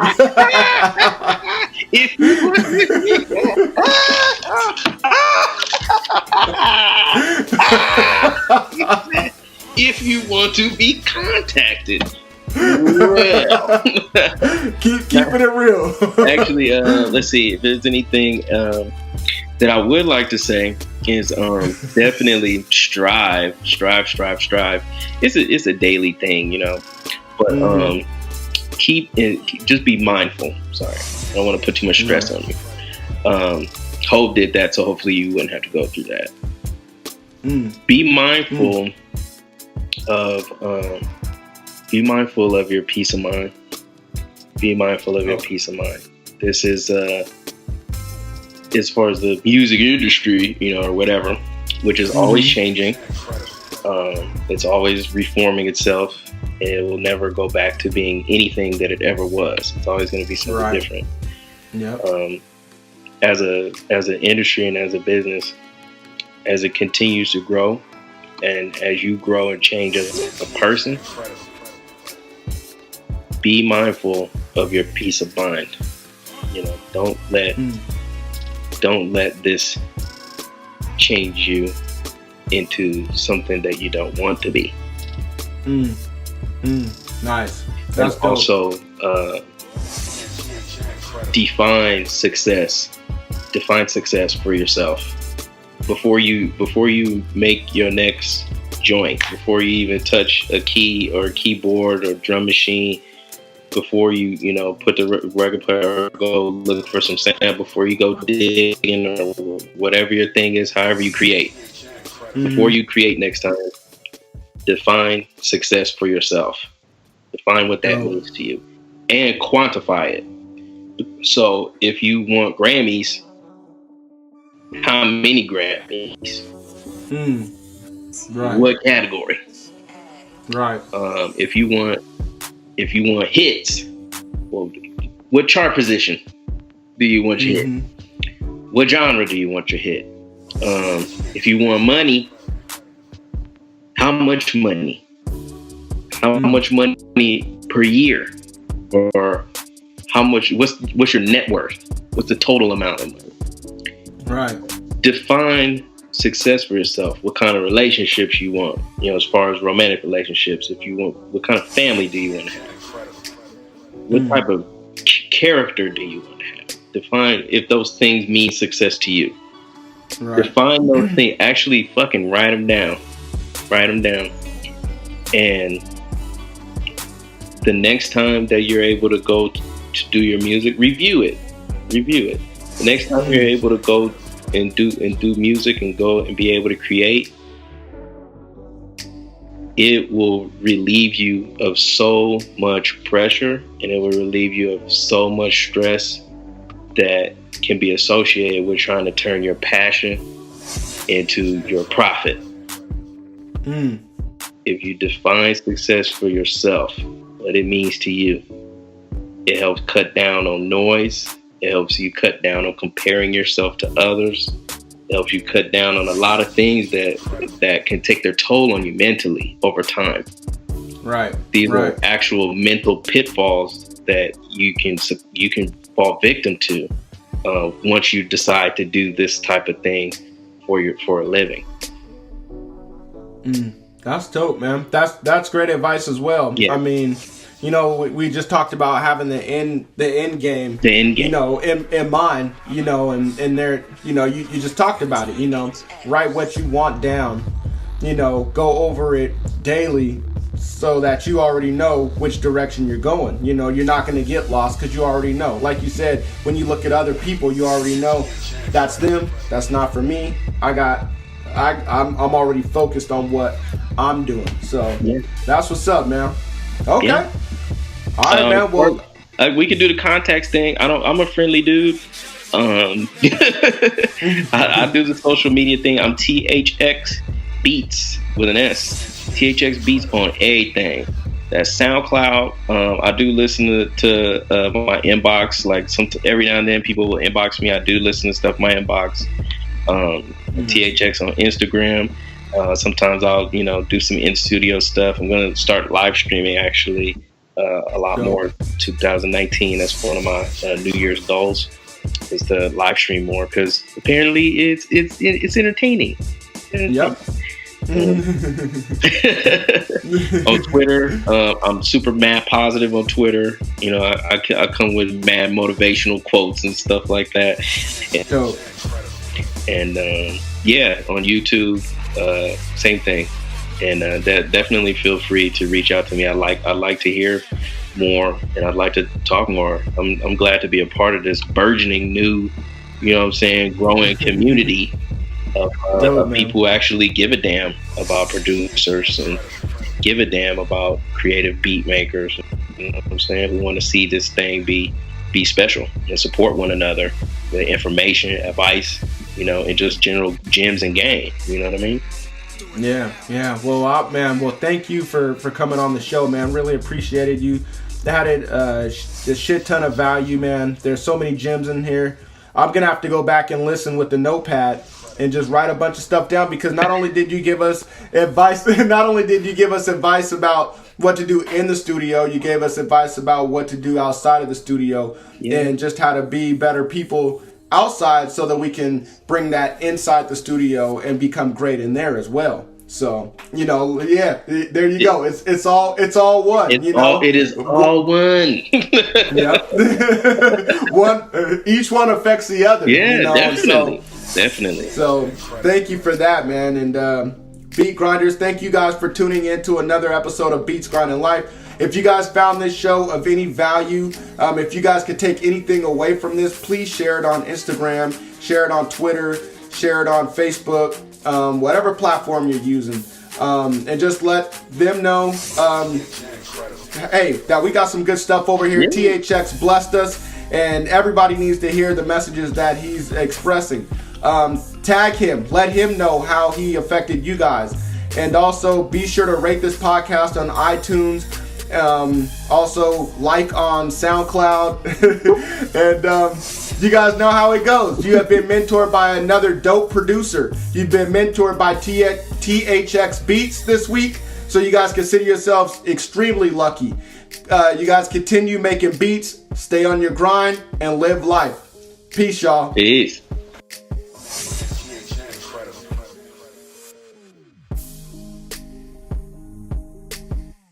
Here at Beats Grinding Life, we want to thank you for listening to another episode. We want to know, what were your biggest takeaways from this interview? Just go to beatsgrindinglife.com and leave a comment on this episode's show notes page. Also, while you are there, go subscribe to the podcast on iTunes. Just click the little button that says subscribe. If you could, please leave a rating and review.